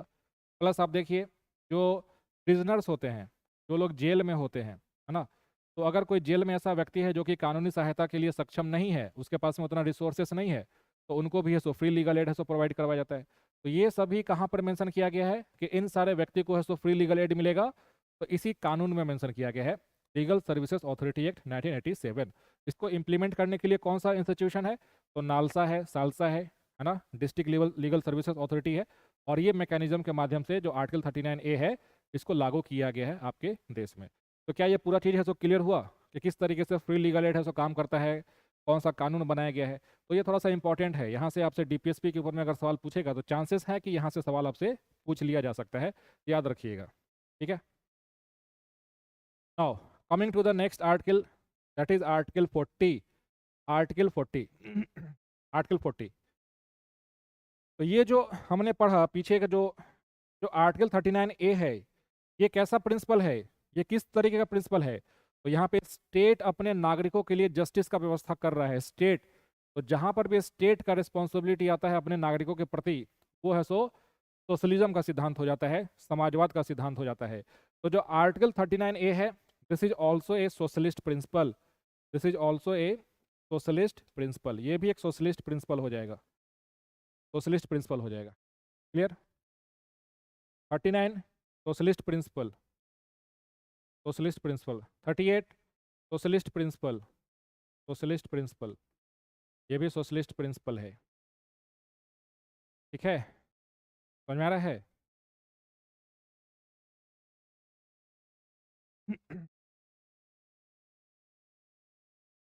कांटेक्ट कहाँ से किया जाता है, कोई ऑफिस होता है नालसा सालसा का? देखो, जो नालसा है ये बेसिकली सुप्रीम कोर्ट के अंदर में है सो एस्टेब्लिश किया गया है। जो स्टेट लीगल सर्विसेज अथॉरिटी होता है ये हाई कोर्ट के अंदर में है सो होता है। तो अगर आप वहाँ पर जाएंगे, आप वहाँ पे चीज़ों को अगर आप देखना चाहते हैं, आप कहना चाहते हैं कि मुझे फ्री लीगल एड है सो चाहिए, तो आप वहाँ पे अप्रोच कर सकते हैं। इनका वेबसाइट भी होता है, बहुत सारे वेबसाइट से भी आप इनको इन्फॉर्मेशन आपको मिल जाएगा। ठीक, चलो नेक्स्ट, बहुत इंपॉर्टेंट आर्टिकल, आर्टिकल 40, आर्टिकल 40। ठीक है, आर्टिकल 40 के ऊपर में डिस्कस करते हैं कि आर्टिकल 40 है सो क्या कहता है। आर्टिकल 40 कहता है organisation of village panchayat as units of self government, organisation of village panchayat as units of self government, है ना। देखो यहाँ पर हमने मेंशन कर दिया है कि जो प्रोविजन आपके संविधान में पहले से था वो ओरिजिनल कॉन्स्टिट्यूशन है, लेकिन जिसको बाद में ऐड किया गया है तो उसके आगे हमने लिख दिया कि ये इस अमेंडमेंट के माध्यम से जोड़ा गया है। तो ये इंपॉर्टेंट हो जाता है कि आपको एग्जाम में सीधा सीधा यही पूछ लेता है कि बताओ ये जो प्रोविजन है डीपीएसपी का, इसको किस अमेंडमेंट से जोड़ा गया, कौन सा आर्टिकल है सो ऐड किया गया। तो ये थोड़ा सा आपको याद रखना होगा। ठीक है, तो अगर आर्टिकल 40 की बात करें, आर्टिकल 40 बहुत इंपॉर्टेंट है, डीपीएसपी का जितना आर्टिकल है सब इंपॉर्टेंट है। आर्टिकल 40 है सो विलेज पंचायत की बात करता है। तो इसके पहले हमने क्या पढ़ा कि अगर गांव को मजबूत करने की बात होगी, अगर पंचायत को मजबूत करने की बात होगी, वो कैसा सिद्धांत होगा, कमेंट करिए। मैं देखना चाहता हूं कि आप लोग समझ पाएँ कि नहीं, कि जो विलेज पंचायत है, जो ग्राम पंचायत है, या फिर जो गांव को मजबूत करने की बात हो रही है, ये कौन सा प्रिंसिपल है। क्या ये समाजवाद का सिद्धांत है, क्या ये गांधीवादी सिद्धांत है, या फिर ये इंटेलेक्चुअल जो है वो सिद्धांत है, कौन सा सिद्धांत है? कमेंट करिए। वंदना, सन्नी, गौरव, खुशबू, शालिनी गुप्ता, प्रियंका, कशिश राज, गौरव कुमार, जितने भी लोग क्लास में लाइव है सभी इस चीज़ को कमेंट करिए कि आपको क्या लगता है कि आर्टिकल 40 है सो कैसा सिद्धांत होगा, क्या ये गांधीयन होगा, क्या होगा?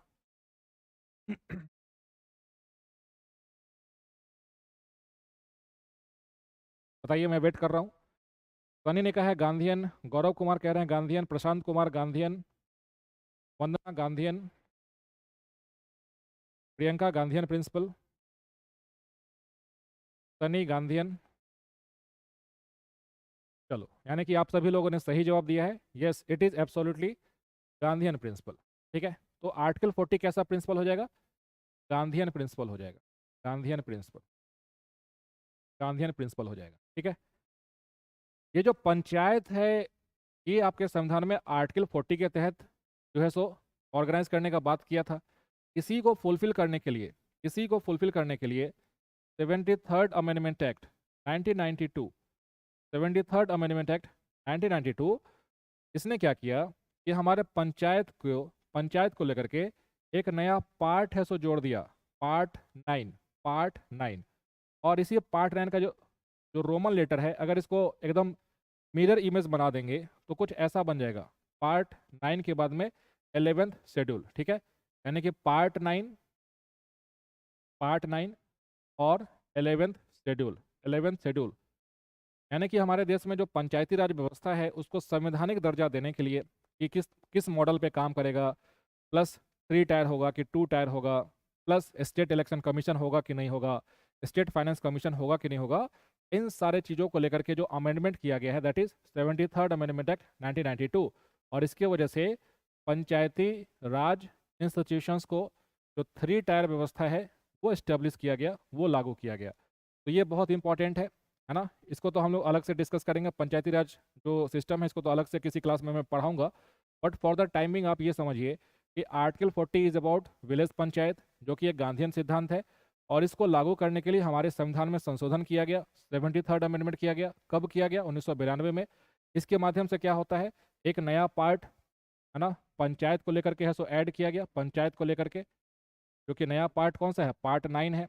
और इसी में शेड्यूल 11 में, जिसमें 29 सब्जेक्ट्स, 29 सब्जेक्ट्स को है सो मेंशन किया गया है, यानी कि पंचायत को इन 29 सब्जेक्ट्स के ऊपर में कानून, मतलब कि कानून के माध्यम से उनको पावर है सो दिया जा सकता है। तो ये थोड़ा सा याद रखिएगा, पीटी के लिए बहुत इंपॉर्टेंट है। ठीक है, कशिश राज, सालनी, सीजन सिन्हा, सब लोगों ने गांधीन बोला, yes absolutely correct. Next next article देखो, आर्टिकल 41। आर्टिकल 41 क्या कहता है? आर्टिकल 41 है राइट टू वर्क। देखो, इसके पहले हमने देखा था एडिक्वेट मीन्स ऑफ लाइवलीहुड, यानी कि जीविकोपार्जन का जो है ना सहारा है, वह आर्टिकल 39 का जो पहला क्लॉज था, ए था, वहां पर मेंशन किया गया था। लेकिन यहाँ पे क्या है, यानी कि रोजगार का अधिकार, right to work, right to work. तो राइट टू वर्क हो गया, plus education and public assistance. तो assistance in unemployment, old age, sickness and disability, यानी कि हमारे देश में सपोज कि कोई ऐसा व्यक्ति है जो कि डिसेबल्ड हो चुका है, अब वो कोई काम ये सब नहीं कर सकता है, या फिर बीमार हो चुका है, सिक हो चुका है, या फिर बूढ़ा हो चुका है, ओल्ड एज का हो चुका है, तो उसका सहारा है सो कौन बनेगा? है ना, अक्सर तो फैमिली मेंबर्स होते हैं, बट सपोज कि कोई ऐसा व्यक्ति है जिसके कोई फैमिली मेंबर्स ही नहीं है, तो क्या उनके लिए स्टेट के ऊपर में कोई रिस्पॉन्सिबिलिटी होगा? क्या स्टेट के ऊपर में कोई उत्तरदायित्व तो होगा? बिल्कुल होगा। यानी कि स्टेट जो है तो जो बेसहारा लोग हैं उनके लिए सहारा बनेगा। ऐसा कहाँ पर मेंशन किया गया है? आर्टिकल 41 में। तो एक बात बताइए, जहाँ पर स्टेट अपने सिटीजन्स का ध्यान रखता है, नागरिकों का ध्यान रखता है, वो कैसा सिद्धांत हो जाता है? तो समाजवाद का सिद्धांत हो जाता है, सोशलिस्ट प्रिंसिपल हो जाता है। तो जो आर्टिकल 41 है, ये कैसा प्रिंसिपल है? This is a socialist principle, socialist principle, socialist principle. ठीक, तो यहाँ पे राइट टू वर्क है, कैसा भाई? यहाँ पे राइट टू वर्क है, right to work, right to work हो जाएगा।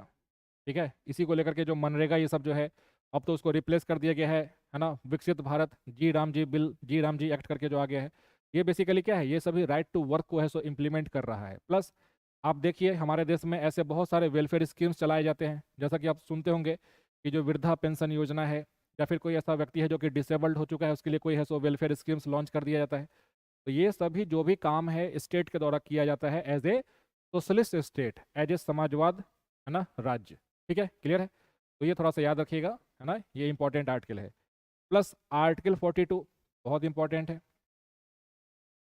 आर्टिकल 42 क्या कहता है? Human conditions of work plus maternity relief, maternity relief, maternity relief. ठीक है, अगर मैं इसको समझाऊं तो यहाँ पर भी आपको सोशलिस्ट प्रिंसिपल्स देखने को मिलेगा। सोशलिस्ट प्रिंसिपल कैसे? इस तरीके से कि आर्टिकल 42 ये कहता है कि just and human work conditions and maternity relief, बहुत इंपॉर्टेंट आर्टिकल है, याद रखिएगा। यानी कि जो मातृत्व सहायता है, ठीक है, जो आगे चल करके एक मैटरनिटी बेनिफिट एक्ट है सो बनता है 1961 में। वो जो एक्ट बनाया गया मैटरनिटी बेनिफिट एक्ट, जिसमें 26 वीक्स यानी कि 26 सप्ताह का जो है सो मातृत्व, जो भी ऐसी महिलाएं हैं जो जिनको मैटरनिटी रिलीफ चाहिए, उनको 26 वीक का जो है सो छुट्टी उनको मिल सकता है। तो कहने का मतलब है कि ये कानून बनाया गया किस चीज़ को इम्प्लीमेंट करने के लिए? तो आर्टिकल 42 को इम्प्लीमेंट करने के लिए। यहाँ पे जो दूसरा है just and human work conditions, इसका क्या मतलब होता है? Just and human work conditions का मतलब होता है कि अगर मैं इसको समझाऊं एक डायग्राम के माध्यम से, तो समझिए कि सपोज कि यह एक कोई फैक्ट्री है, सपोज कि यह एक फैक्ट्री है, ठीक है, ये फैक्ट्री है। अब मानो कि इस फैक्ट्री में बैठने का जगह है 50 लोगों का, सपोज कि 50 लोगों को बैठ करके काम करने का जगह है, लेकिन आपने क्या किया? यहाँ पे भर दिया, ठीक है, सारे मजदूर को, सारे वर्कर्स को आपने यहाँ पे भर दिया, और आपने 50 के जगह पे यहाँ पे 150 लोगों को भर दिया, 150 लोगों को भर दिया। ठीक, अब इस फैक्ट्री में जो है सो कोई रेस्ट रूम नहीं है। अगर सपोज कि किसी को थोड़ा सा तबीयत है ना बिगड़ गया, उसके लिए आराम करने का कोई जगह ही नहीं है। सपोज कि यहाँ पर कोई प्रॉपर वेंटिलेशन नहीं है, सपोज कि यहाँ पे कोई प्रॉपर वेंटिलेशन नहीं है, सपोज कि यहाँ पे जो भी मशीन है जो कि रन कर रहा है और जो मूविंग पार्ट है उसको कवर नहीं किया गया है, यानी कि uncovered uncovered machineries, uncovered machineries, तो आप क्या कहोगे कि ये जो वर्किंग कंडीशन है ये बहुत ही बेकार है, ठीक है, यानी कि very poor working condition, very poor working, very poor working condition. तो इससे क्या होगा, इसका प्रभाव क्या होगा, इसका इसका प्रभाव ये होगा कि एक्सीडेंट्स हो सकता है, एक्सीडेंट्स हो सकता है, ठीक है, प्लस जो वर्कर्स है उनके हेल्थ को प्रभावित कर सकता है, हेल्थ में भी कॉम्प्रोमाइज्ड, हेल्थ में भी कॉम्प्रोमाइज्ड। इसीलिए ऐसा कहा गया है, जो आपका आर्टिकल 42 है, आर्टिकल 42 ये कहता है कि जो भी व्यक्ति कहीं पे काम कर रहा होगा उसे just and human work conditions मिलना चाहिए, just and human work conditions है ना, वर्क है ना मिलना चाहिए वर्क प्लेस पे। तो इसके लिए आप देखिएगा, तो जैसे कि फैक्ट्रीज एक्ट 1948 है सो बनाया गया है, पार्लियामेंट ने कानून बनाया है कि अगर कोई भी फैक्ट्री है, अगर उसमें लोग काम कर रहे हैं तो उनको है सो मैक्सिमम कितने समय तक काम करवाया जा सकता है, ये नहीं कि 8 घंटे के जगह पे है सो है ना 15 घंटा लगातार काम उनसे करवा दिए। तो ऐसा आप नहीं कर सकते हैं, यानी कि किसी भी रोजगार में कहीं पर कोई व्यक्ति काम कर रहा है तो उसका जो काम करने के लिए जो कंडीशंस, जो इन्वायरमेंट वहाँ पे होगा वो है सो मानवीय आधार पर होना चाहिए, अमानवीय आधार पे नहीं होगा, ऐसा मेंशन किया गया है आर्टिकल 42 में। प्लस मैटरनिटी रिलीफ की भी बात करता है, मैटरनिटी रिलीफ की भी बात करता है, यानी कि मातृत्व सहायता की बात करता है, ये भी आपको याद रखना है। तो दोनों इसी का पार्ट है, आर्टिकल 42 का ही पार्ट है, ठीक है। मनरेगा का नाम बदलने का क्या रीज़न है, अब इसके पीछे जो मंशा है वो तो सरकार जाने, हालांकि कहा जा रहा है कि पहले से बेटर किया जा रहा है, पहले 100 दिन का था अब 125 दिन का रोजगार दिया जा रहा है, प्लस ये कहा जा रहा है कि अब जो है मतलब कि ज़्यादा जो एम्प्लॉयमेंट अपॉर्चुनिटीज़ है वो क्रिएट हो सकता है। सरकार अक्सर हमेशा कुछ ना कुछ नाम बदलना या फिर किसी स्कीम को नए तरीके से लॉन्च करना ये सब होता रहता है, ठीक है। तो क्या ये आर्टिकल 42 समझ में आ गया, तो आई होप आपको समझ में आ गया होगा। आर्टिकल 43, आर्टिकल 43 क्या है, आर्टिकल 43 है, आर्टिकल 43 है लिविंग वेज, लिविंग वेज की बात करता है, ये सब इंपॉर्टेंट है, सबको याद रखना है। आर्टिकल 43 भी एक सोशलिस्ट प्रिंसिपल है, यह भी एक सोशलिस्ट प्रिंसिपल है, ठीक है, जो कि कहता है living wage and decent standard of life for workers. यानी कि एक बात बताओ कि अगर सपोज कि हम किसी व्यक्ति से काम करवाते हैं और उसको इतना कम मजदूरी दें कि जिसके वजह से उसका है सो घर का खर्चा पानी भी ना चल पाए, तो क्या ये सही तरीके से आप उसको कहेंगे कि उसके साथ में न्याय हो रहा है, उसके साथ में सो इकोनॉमिक जस्टिस हो रहा है, आप नहीं कहेंगे। इसीलिए हमारे देश में अगर कोई काम है ना कोई कर रहा है तो उसका एक मिनिमम है सो वेज होना चाहिए, उससे कम उस व्यक्ति को अगर आप वेज देंगे तो वो अपने लाइफ को सही तरीके से नहीं जी सकता है, क्योंकि आपके है ना हर एक व्यक्ति को जीने के लिए घर चाहिए है ना, प्लस रोटी चाहिए, कपड़ा चाहिए, मकान चाहिए, सब कुछ चाहिए। तो उसको फुलफिल करने के लिए अब ये नहीं कि हर व्यक्ति को ऐसे एकदम 5 सितारा 5 स्टार होटल टाइप का घर होना चाहिए, ये नहीं, लेकिन एक बेसिक जो ह्यूमन राइट्स है कि आपको एक शेल्टर होना चाहिए, आपके पास में खाने का है सो है ना प्रावधान होना चाहिए, आपके पास पहनने के लिए कपड़े होने चाहिए, तो उसको जो जो सबसे कम लिमिटेड संसाधन में जो किया जा सकता है, तो that is basically the living veg. ये कहाँ पर मेंशन किया गया है, तो आर्टिकल 43 में मेंशन किया गया है। और इसी को लेकर के है सो मिनिमम वेजेस एक्ट है सो बनाया गया था पार्लियामेंट के द्वारा, मिनिमम वेजेस एक्ट जो है सो पार्लियामेंट के द्वारा है सो बनाया गया था, मिनिमम वेजेस एक्ट, इसी चीज़ को इम्प्लीमेंट करने के लिए, ठीक है। मनरेगा का नाम बदलने का क्या रीज़न है, अब ये तो मोदी जी ही बता पाएंगे ना, हम कैसे बता पाएंगे, सरकार का हिस्सा तो हम है नहीं, है ना, कैबिनेट ने हमसे तो पूछ के किया नहीं, तो उनके पीछे क्या रीज़न है, क्या मंशा रही है, वही लोग जाने। हम तो आपको फीचर्स ही बता सकते हैं कि हाँ ये कानून आया है तो पहले क्या था अब क्या है, क्यों किया गया है, इसका जवाब ढूंढने के लिए आपको है सो मोदी जी से मिलना पड़ेगा, ठीक है। But that is not at all important, क्योंकि वो कानून जो है सो संसद का काम है बनाने का, हमारा काम है बस उसको पढ़ना कि वो जो कानून आया है उसमें क्या प्रोविज़न है, पहले से क्या बेहतर है, पहले से क्या खराब है, इसका विश्लेषण करना, क्यों किया गया ये तो सरकार ही बताएगी आपको बेहतर तरीके से, ठीक। चलो नेक्स्ट आर्टिकल है 43A। 43A ये कैसा प्रिंसिपल है, this is also a socialist principle, this is also a socialist principle, socialist principle है। ये क्या कहता है, participation of workers in the management of industries, ठीक है। यानी कि जो भी इंडस्ट्रीज होते हैं, है ना, जो भी इंडस्ट्रीज, देखो होता क्या है इसके पीछे का, अगर आप लॉजिक समझोगे कि ऐसा है तो क्यों किया गया है, why it has been done so, ऐसा इसलिए किया गया है क्योंकि हमारे देश में आप अक्सर पुराना पुराना मूवी देखते होंगे। अगर आप पुराना मूवी देखेंगे जिसमें, है ना, अनिल कपूर हीरो है, गोविंदा हीरो है, अगर ऐसा मूवी देखेंगे तो उसमें अक्सर ऐसा दिखाया जाता था कि एक है सो बड़ा इंडस्ट्रियलिस्ट रहेगा, उसके पास में बड़ा बड़ा फैक्ट्री रहेगा, और उसमें है सो लोग काम करते रहेंगे। उसी काम करने वाले लोगों में से एक है सो जो मूवी का हीरो है वो भी उसमें है सो लेबर के तौर पे काम कर रहा होगा। अब ये जो इंडस्ट्री का मालिक है वो क्या करेगा, कभी भी किसी भी लेबर को बिना बताए उसको, है ना, सर्विस से टर्मिनेट कर देगा, उसको भगा देगा, या फिर उनका जो कई कई महीनों का जो पेमेंट है उसको रोक देगा।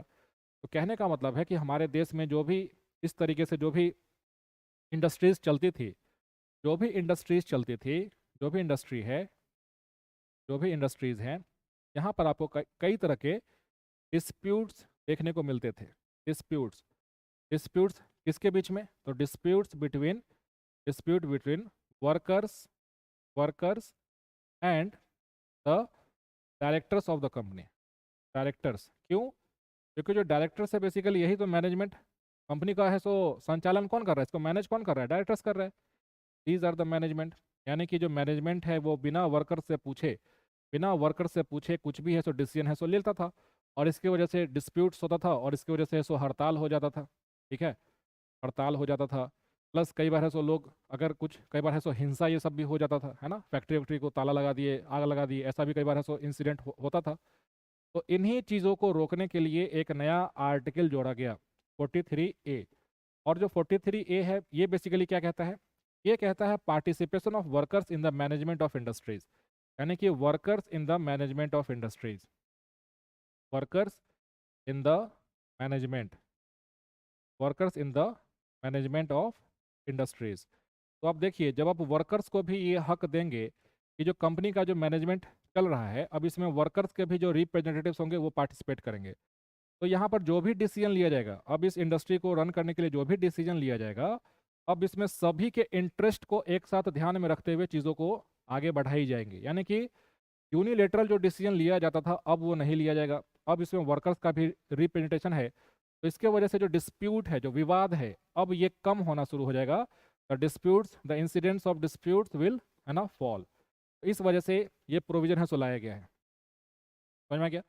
तो आर्टिकल 43A बहुत इंपॉर्टेंट है। क्या पूछा जा सकता है कि 43A को है सो कब जोड़ा गया, it was added by 42nd amendment act 1976।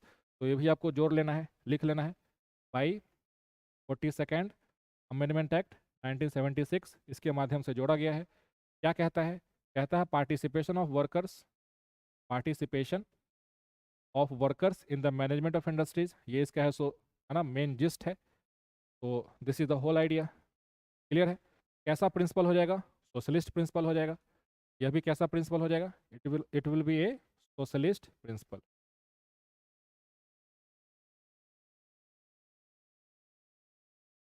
Workers के ओपिनियन को कैसे, अरे वर्कर्स के जो भी रिप्रेजेंटेटिव्स होते हैं, जैसे कि आप देखोगे industrial disputes act, trade union act, ऐसे बहुत तरह के एक्ट बने हुए हैं, ठीक है। ट्रेड यूनियन एक्ट है, प्लस इंडस्ट्रियल डिस्प्यूट्स एक्ट है, इंडस्ट्रियल डिस्प्यूट्स एक्ट है, डिस्प्यूट्स एक्ट है। इस तरीके से आप देखोगे बहुत तरह के कानून बने हैं जहाँ पे मैनेजमेंट में वर्कर्स का जो रिप्रेजेंटेटिव्स होता है उसको भी मौका मिलता है, ठीक है। कंपनीज एक्ट है 2013 का, कंपनीज एक्ट है, कंपनीज एक्ट 2013। ऐसे बहुत सारे कानून हैं जहाँ पे इस चीज़ों को इम्प्लीमेंट किया गया है, ठीक है। Coming to the next article, article 43B, article 43B, 43B, ठीक है। आर्टिकल 43B जो है, promotion of cooperative societies, promotion of cooperative societies बहुत इंपॉर्टेंट है। यह एक गांधीयन प्रिंसिपल है, यह एक गांधीयन प्रिंसिपल है, ठीक है, जो कि कहता है कि हमारे देश में जो कोऑपरेटिव सोसाइटीज़ हैं उसका वॉलंटरी फॉर्मेशन, उसका डेमोक्रेटिक और ऑटोनोमस फंक्शनिंग जो है सो किया जाना चाहिए, है ना, लोग है सो कर सकते हैं। ये इंपॉर्टेंट तो है ही कि कोऑपरेटिव सोसाइटीज़ को लेकर के आर्टिकल 43B है सो कहता है, बट उससे ज़्यादा इंपॉर्टेंट ये भी है कि इसको ऐड कब किया गया, added by 97th amendment act 2011। इसके पहले वाला 42nd अमेंडमेंट से जोड़ा गया है ना। तो जो 97th अमेंडमेंट एक्ट है 2011, इसके माध्यम से आपके संविधान में, है ना, कुछ चीज़ों को है सो जोड़ दिया गया है। वो मैं आपको बता देता हूँ, आपको याद अगर रह जाए एग्जाम में तो उससे अच्छा और बात क्या हो सकता है। दिक्कत तो ये है कि आप पढ़ के सब कुछ चले जाते हैं एग्जाम में, लेकिन वहाँ पे याद नहीं आता। समस्या ये है बच्चों के साथ में, इतना ज़्यादा पढ़ लेते हैं कि वहाँ पे कन्फ्यूज़न ही कन्फ्यूज़न होने लगता है, सॉल्यूशन का कुछ पता नहीं चलता। लेकिन ठीक है, कोई बात नहीं, एग्ज़ाम 10 दिन बाद है, अगर 10 दिन तक भी दिमाग में बैठा रह जाए तो भी उम्मीद करते हैं कि आप जो है सवाल सही करके आएंगे। तो जो 97th अमेंडमेंट एक्ट है, 97th अमेंडमेंट एक्ट है 2011 का, ये किस चीज़ से रिलेटेड है, तो कोऑपरेटिव सोसाइटीज़ से रिलेटेड है। बहुत इंपॉर्टेंट अमेंडमेंट है, याद रखिएगा, कोऑपरेटिव सोसाइटीज से रिलेटेड है। ठीक है, अब ये चूँकि अमेंडमेंट है तो हमारे संविधान में कुछ नया चीज़ को है सो जोड़ा होगा। तो क्या जोड़ा है बताइए। इसने बेसिकली 3 जगह है सो चीज़ों को जोड़ जाड़ किया है। पहला जोड़ता है आपके आर्टिकल आर्टिकल 19(1) क्लॉज सी में। ठीक है, क्लॉज सी में, यानी कि जो फंडामेंटल एक्ट के अंदर जो आर्टिकल 19 में जो फ्रीडम मेंशन किया गया है, तो पहला फ्रीडम है freedom of speech and expression, दूसरा है freedom to assemble peacefully without arms, और जो तीसरा फ्रीडम है जिसमें कहता है freedom to form unions, associations and cooperative societies, यानी कि पहले यूनियन एंड एसोसिएशंस लिखा गया था, अब वहाँ पे freedom to form cooperative societies भी इंक्लूड कर दिया गया। यानी कि आर्टिकल 19(1) क्लॉज सी में कोऑपरेटिव सोसाइटीज बनाने का जो एक फ्रीडम है वो आपको प्रोवाइड कर दिया गया, यानी कि इस आर्टिकल में भी अमेंड किया गया, यानी कि added added freedom freedom to form cooperative societies cooperative societies है। दूसरा, इसको अमेंड करता है, 19(1) तो पहले से था लेकिन सी में है सो ऐड कर दिया जाता है। दूसरा, एडेड एडेड आर्टिकल 43B, जो कि अभी जस्ट हम लोग डिस्कस कर रहे हैं डीपीएसपी में, directive principles of state policy में एक नया आर्टिकल को जोड़ दिया गया। प्लस इसके साथ साथ added new part added new part, एक नया पार्ट है सो जोड़ दिया गया, और उस पार्ट का नाम है पार्ट 9, यानी कि पार्ट 9 है सो पंचायत है, पार्ट 9A है सो म्यूनिसिपलिटीज़ है, और पार्ट 9B है सो कोऑपरेटिव सोसाइटीज़ है। तो ये आपको याद रखना है, 97th अमेंडमेंट से ये 3 जगह हमारे संविधान में संशोधन किया गया। तो चूंकि डीपीएसपी हम लोग पढ़ रहे हैं तो नया आर्टिकल 43 भी आपको देखने को मिल जाएगा, तो याद रखिएगा, ये इंपॉर्टेंट है।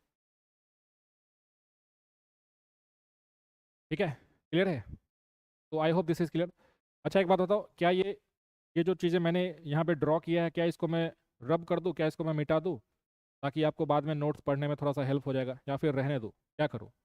अगर इरेज करना है तो वो भी लिख दीजिए कमेंट में कि हाँ सर इरेज कर दीजिए, या फिर अगर नहीं इरेज करना है तो लिखिए सर लीव इट, है ना। लोकतंत्र के हिसाब से चलेंगे, आपका जो भी डिसीजन होगा उसी के हिसाब से करेंगे। अगर आप कहेंगे हाँ सर मिटा दीजिए कोई दिक्कत नहीं है, तो मिटा देंगे, ताकि आपके पास में एक साफ़ सुथरा जो है सो PDF हो जाएगा।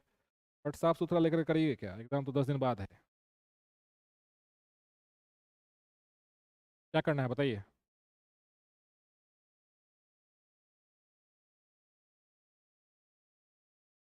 सीजन सिन्हा, क्या आपका नाम मौसम सिन्हा है।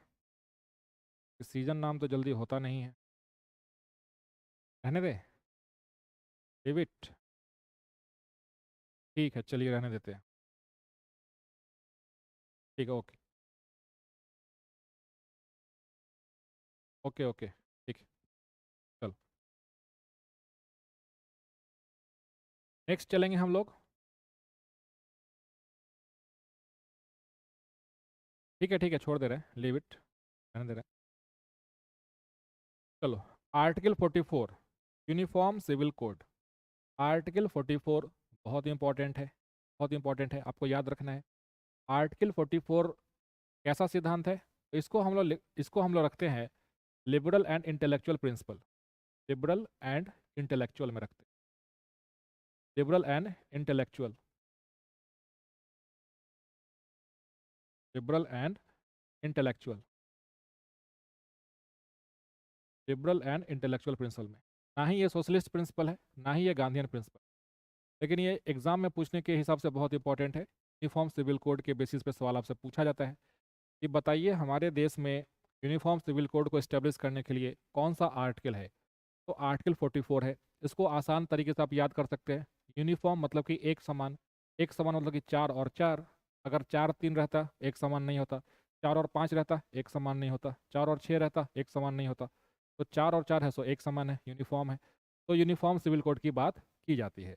अब ये जो यूनिफॉर्म सिविल कोड है इसका क्या मतलब होता है, ठीक है, यानी कि जो भी पर्सनल लॉज हैं, जो भी पर्सनल लॉज होते हैं, पर्सनल लॉज, पर्सनल लॉज में क्या सब, तो जैसे कि शादी विवाह को लेकर के, मैरिज को लेकर के, ठीक है, डिवोर्स को लेकर के, डिवोर्स को लेकर के, एडॉप्शन को लेकर के, एडॉप्शन को लेकर के, ठीक है, इनहेरिटेंस को लेकर के, इनहेरिटेंस को लेकर के, यानी कि इसको लेकर के हमारे देश में अभी के समय अगर आप देखोगे कि शादी विवाह को लेकर के, डिवोर्स को लेकर के, तलाक को लेकर के हमारे देश में बहुत सारे धर्म के लोग रहते हैं।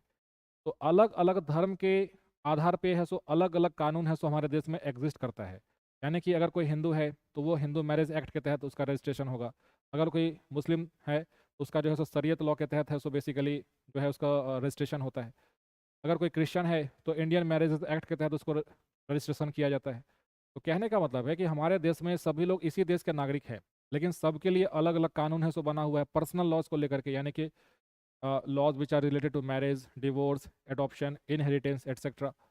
तो ये जो यूनिफॉर्म सिविल कोड है ये कहता है कि चूंकि इस देश के सभी लोग है सो एक समान नागरिक हैं, सभी लोग इस भारत के है सो नागरिक है, तो उनके लिए भी पर्सनल लॉज का जो कानून है वो कॉमन होना चाहिए, वो यूनिफॉर्म होना चाहिए।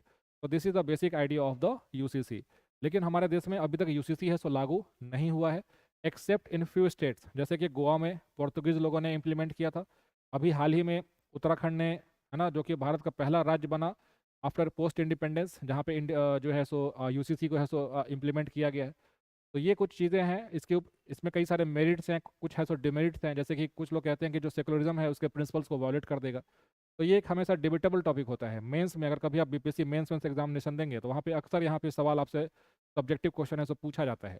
बट ये पीटी का एग्जाम है, पीटी में क्या ही पूछ लेगा आपसे। तो आर्टिकल 44 में क्या है, तो यूनिफॉर्म सिविल कोड है, उससे ज़्यादा कुछ और नहीं पूछेगा। तो ये याद रखिएगा। और ये कैसा प्रिंसिपल है, तो लिबरल एंड इंटेलेक्चुअल प्रिंसिपल है, ठीक है। और ये हमारे संविधान में पहले से था, ओरिजिनल कॉन्स्टिट्यूशन। नेक्स्ट जो आर्टिकल है 45। Article 45, article 45 early childhood care and education, यानी कि जो भी बच्चे हैं, कितने से, तो 0 to 6 ईयर्स के बच्चे, 0 to 6 ईयर्स के जो भी बच्चे हैं, इनको है सो अर्ली चाइल्डहुड केयर है सो प्रोवाइड करवाया जाएगा। किसके द्वारा प्रोवाइड करवाया जाएगा, तो स्टेट के द्वारा है सो प्रोवाइड करवाया जाएगा। और ये जो प्रोविज़न है इसमें थोड़ा सा चेंज किया गया है by the 86th amendment act 2002, ठीक है। Just a minute.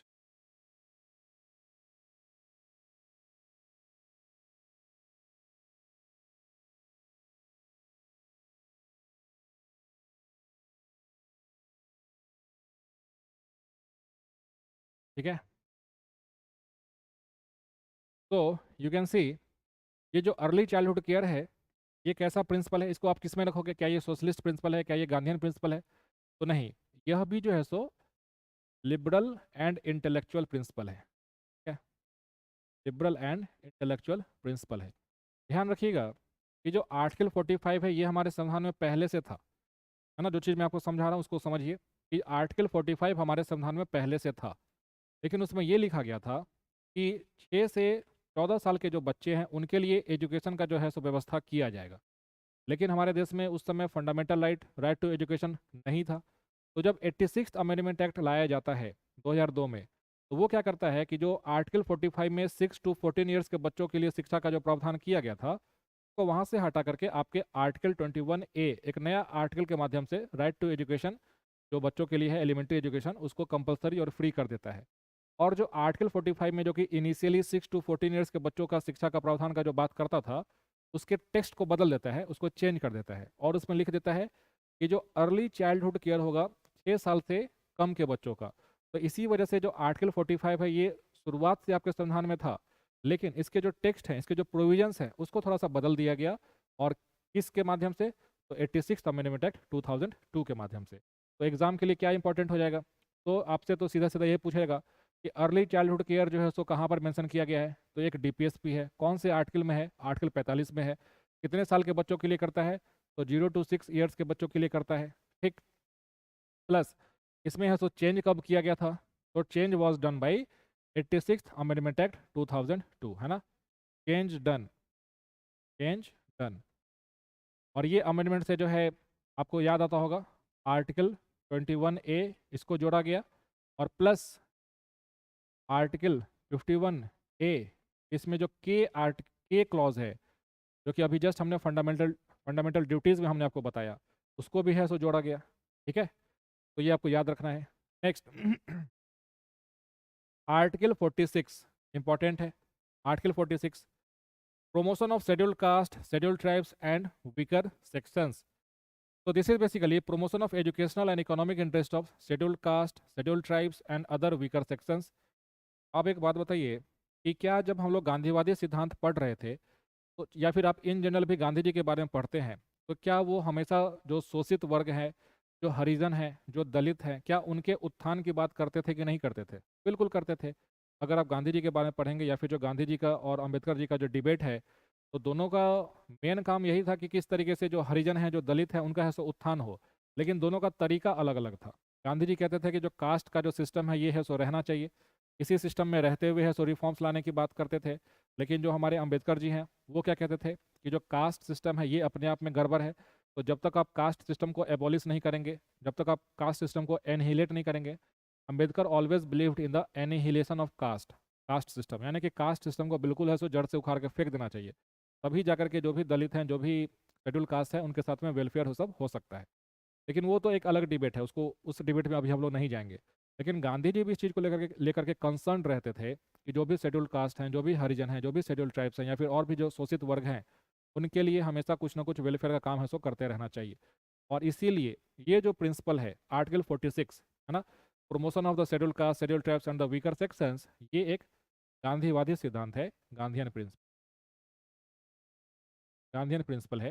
ये आपको याद रखना है। ठीक है, this is also a Gandhian principle. Plus article 47, article 47 यानी कि यहाँ पे जो हमने गांधीयन प्रिंसिपल जहाँ पे आपको एक्सप्लेन किया है, आप चाहो तो वहाँ पे इस चीज़ों को एक बार और, है ना, लिख लेना वहाँ पे। जो गांधीयन प्रिंसिपल है यहाँ पे और क्या सब चीज़ें हैं, क्या, यानी कि हरिजन, हरिजन बेसिकली दलित हैं,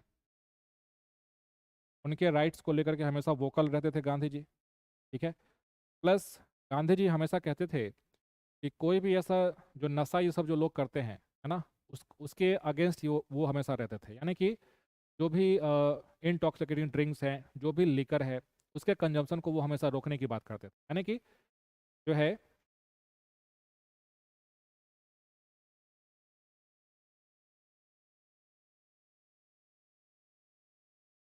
prohibit consumption of liquor, consumption of liquor,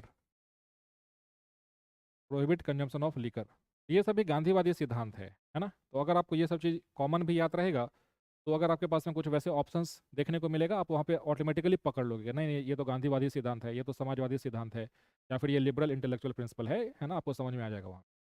तो moving to the article number 46, 47 basically 47। तो जो 47 है इसमें क्या मेंशन किया गया है?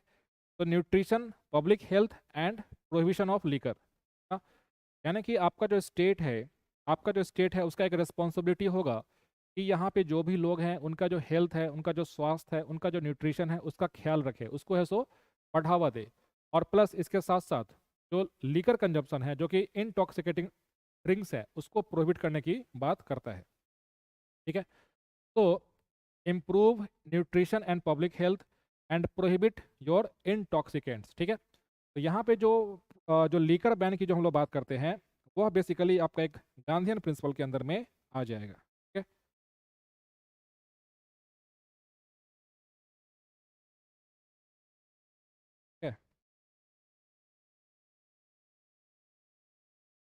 Just a minute.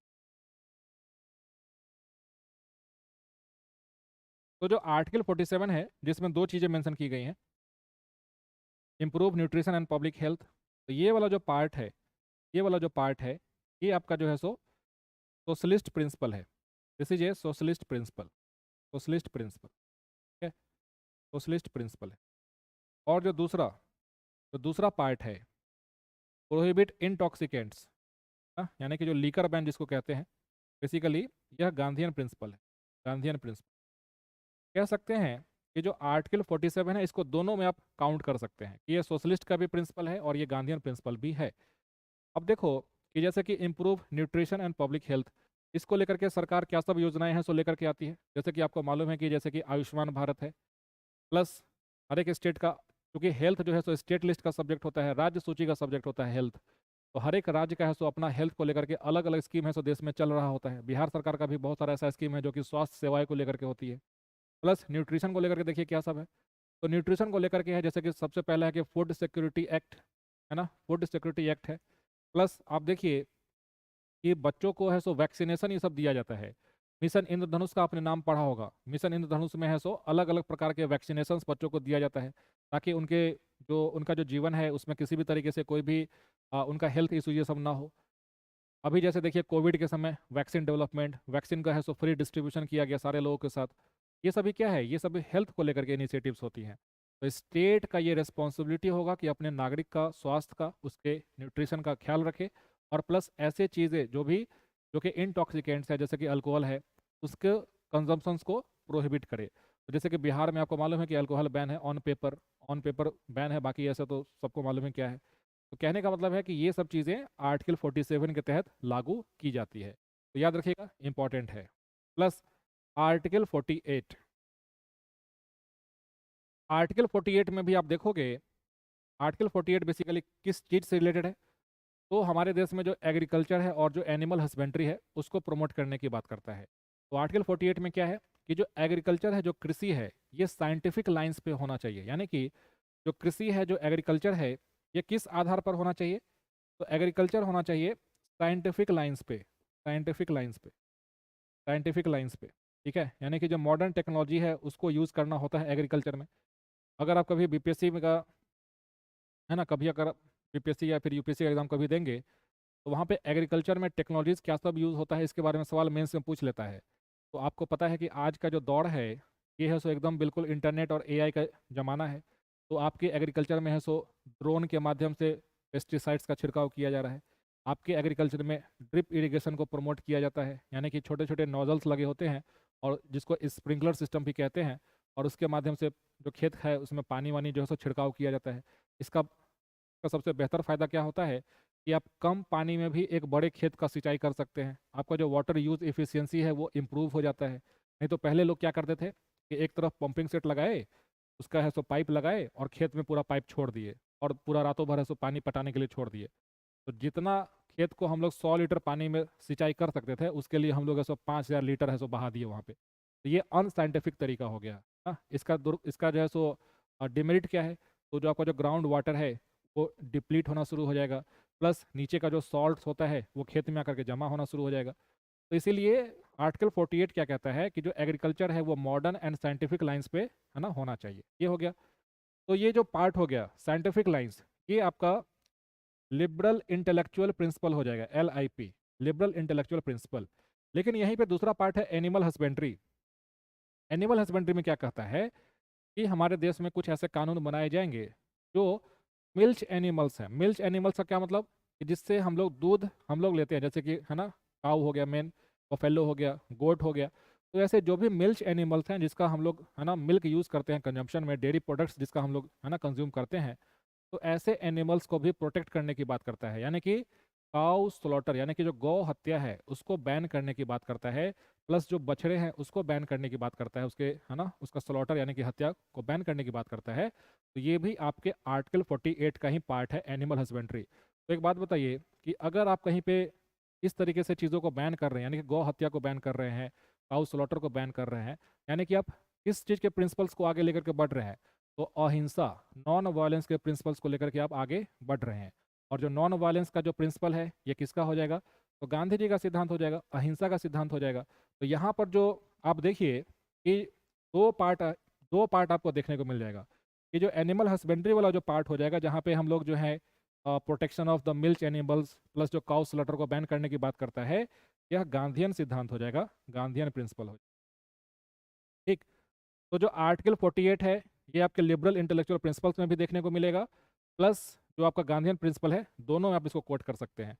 तो it is about organise agriculture and animal husbandry on modern and scientific lines and prohibiting the slaughter of cows and calves and other milch and draught cattle. ठीक है, तो ये important article है, याद रखिएगा ये। Clear. Next है article 48A। 48A, अब यहाँ पे क्या है, तो कैपिटल लेटर है भाई, कैपिटल लेटर है। तो कैपिटल लेटर है, इसका मतलब इसको बाद में है सो जोड़ा गया होगा। तो 48A को है सो कब जोड़ा गया, तो सेम उसी अमेंडमेंट से जिससे आर्टिकल 39A जोड़ा गया, सेम उसी अमेंडमेंट से जिससे आपका आर्टिकल 43A जोड़ा गया, सेम उसी अमेंडमेंट से आर्टिकल 48A को भी जोड़ा गया है। कहने का तात्पर्य यह है कि ये सभी अमेंडमेंट को 42nd अमेंडमेंट एक्ट 1976 के माध्यम से जोड़ा गया है। तो देखिए क्या लिखा हुआ है, 42nd अमेंडमेंट एक्ट 1976 इसके माध्यम से जोड़ा गया है। इसका सार क्या है, तो इसका सार है environment, forest and wild life protection. ठीक है, यानी कि जो हमारा जो इन्वायरमेंट है, जो भी फॉरेस्ट है और जो भी वाइल्ड लाइफ है, उसको कंजर्व करने की बात करता है, उसको प्रोटेक्ट करने की बात करता है। तो ये किसका ड्यूटी होगा, it shall be the duty of the state, it shall be the duty of the state to protect and improve environment and safeguard forest and wild life. तो देखिए इसी को लेकर के हमारे देश में कई है सो कानून बनाए गए हैं, जैसे कि इन्वायरमेंटल प्रोटेक्शन एक्ट बनाया गया है, प्लस आप देखिए तो वाइल्ड लाइफ प्रोटेक्शन एक्ट है 1976 का। तो कहने का मतलब है कि ऐसे कई सारे कानून हमारे देश में है सो एग्जिस्ट करता है ना। वाइल्ड लाइफ जो एक्ट है, तो ऐसे जो भी कानून है बेसिकली ये सब क्या है, ये किस चीज़ को है सो फुलफिल कर रहा है। तो बेसिकली आर्टिकल 48 के तहत जो इन्वायरमेंटल कंजर्वेशन की बात की जाती है, जो फॉरेस्ट कंजर्वेशन की बात की जाती है, या फिर जैसे बायोडाइवर्सिटी को कंजर्व करने के लिए एक एक्ट है बायोडाइवर्सिटी कंजर्वेशन एक्ट, हाँ 2002 का एक्ट है, कानून है। तो ये सभी चीज़ आर्टिकल 48 के तहत ही उसको लागू किया जा रहा है। तो आपको याद रखना है, बहुत इंपॉर्टेंट आर्टिकल है। और इसको आप किस प्रिंसिपल में रखेंगे, तो ये हो जाएगा लिबरल इंटेलेक्चुअल प्रिंसिपल। ठीक है, लिबरल इंटेलेक्चुअल प्रिंसिपल के अंदर में आ जाएगा ये। Next article 49। आर्टिकल 49 भी बहुत इंपॉर्टेंट है, सीधा सीधा आपको याद रखना है। Article 49 is about protection of monuments, protection of monuments, यानी कि हमारे देश में हमारा जो कल्चर रहा है, हमारा जो हिस्ट्री, हमारा जो विरासत रहा है, तो इसमें ऐसे ऐसे आर्किटेक्चर ये सब बनाए गए हैं जिसको नेशनल हेरिटेज आप कह सकते हैं। तो अगर पार्लियामेंट, अगर संसद ऐसे किसी भी मॉन्यूमेंट्स को राष्ट्रीय स्तर का मॉन्यूमेंट अगर उसको डिक्लेयर कर देता है, तो उसको संरक्षण करने का है सो ड्यूटी होगा, यानी कि protection of the national monuments. ये कहाँ पर मेंशन किया गया है, आर्टिकल 49 में। दूसरा सवाल आपसे एग्जाम में ये पूछा जा सकता है कि नेशनल मॉन्यूमेंट का जो स्टेटस है ये कौन है सो डिक्लेयर कर सकता है। तो आर्टिकल 49 के तहत सिर्फ भारत का संसद, यानी कि the Parliament of India can declare any monument as the monument of national importance. समझ गया। तो ये इंपॉर्टेंट आर्टिकल है, याद रखना है। ये कैसा प्रिंसिपल है, तो ये भी एक लिबरल इंटेलेक्चुअल प्रिंसिपल है। This is also a liberal intellectual principle. तो protection of monuments of national importance which are declared by any law made by the parliament. और ये हमारे संविधान में पहले से था, ओरिजिनल कॉन्स्टिट्यूशन में था। ठीक। नेक्स्ट है आर्टिकल 50। आर्टिकल 50 क्या है, तो separation of executive from judiciary. Article 50 भी आपको याद रखना है। इसको कुछ इस तरीके से याद रख सकते हैं कि किसी चीज़ को अलग करना, मतलब कि 50-50 करना, अलग अलग कर देना। तो separation of executive from judiciary, दोनों को हमने अलग अलग कर दिया, यानी कि 50-50 कर दिया। तो article 50 is about separation of executive from the judiciary. और ये कैसा प्रिंसिपल है, तो ये भी आपका एक लिबरल इंटेलेक्चुअल प्रिंसिपल है। This is also a liberal intellectual principle. तो separate the judiciary from the executive in the public services of the state. ठीक है। प्लस आखिरी में है आर्टिकल 51। आर्टिकल 51 जो कि है promotion of international peace and cooperation. ये कैसा प्रिंसिपल है, this is also a liberal intellectual principle, जो कि इंटरनेशनल पीस एंड सिक्योरिटी की बात करता है। ठीक है। इसमें क्या कहा गया है कि देखो ना, जिस समय हमारा देश आज़ाद हो रहा था, वो कौन सा समय था? 1947। 1947 से जस्ट पहले हमारे पूरे वर्ल्ड में क्या हुआ था? तो वर्ल्ड वॉर टू हुआ था, द्वितीय विश्व युद्ध हुआ था। कब हुआ था? 1939 में शुरू होता है और 1945 में जाकर के समाप्त होता है। तो उस समय ऐसा देखा गया कि जो भी इंटरनेशनल इश्यूज थे, जो भी डिस्प्यूट्स था, उसका जो सुनवाई है, लोग है सो युद्ध में शामिल होकर के कर रहे थे। यानी कि अगर वो देश हमारा बात नहीं मान रहा है तो उसके ऊपर है सो बम गिरा दिए, अब वो हमारे ऊपर बम गिरा दिया, अब तीसरा उसके ऊपर में बम गिरा दिया। यानी कि पूरा का पूरा जो विश्व है वो विश्व युद्ध में चला गया। तो इसीलिए हमारे देश का जब संविधान बनाया जा रहा था तो इस चीज़ का ध्यान रखा गया। ये भारत कल को अगर किसी भी देश के साथ में अगर कुछ भी डिस्प्यूट होता है, कुछ भी विवाद होता है, तो उसको शांतिपूर्ण तरीके से सुलझाएगा, पीसफुल तरीके से सुलझाएगा। तो ये कहाँ पर मेंशन किया गया है? आर्टिकल 51 में, है ना, 51 में मेंशन किया गया है। और ये कैसा प्रिंसिपल है? तो लिबरल एंड इंटेलेक्चुअल प्रिंसिपल है। तो आर्टिकल 51 का जो एक्चुअल में टेक्स्ट है आप देख लीजिए। आर्टिकल 51 का इसमें छोटे छोटे 4 क्लॉज हैं, ABCD। यानी कि आर्टिकल 51 में 4 सब क्लॉज है। जो कि पहला क्लॉज क्या कहता है? Promote international peace and security. यानी कि जो अंतर्राष्ट्रीय जो पीस होने वाला है ना, शांति, उसको प्रमोट करना है, प्लस सिक्योरिटी को प्रमोट करना है।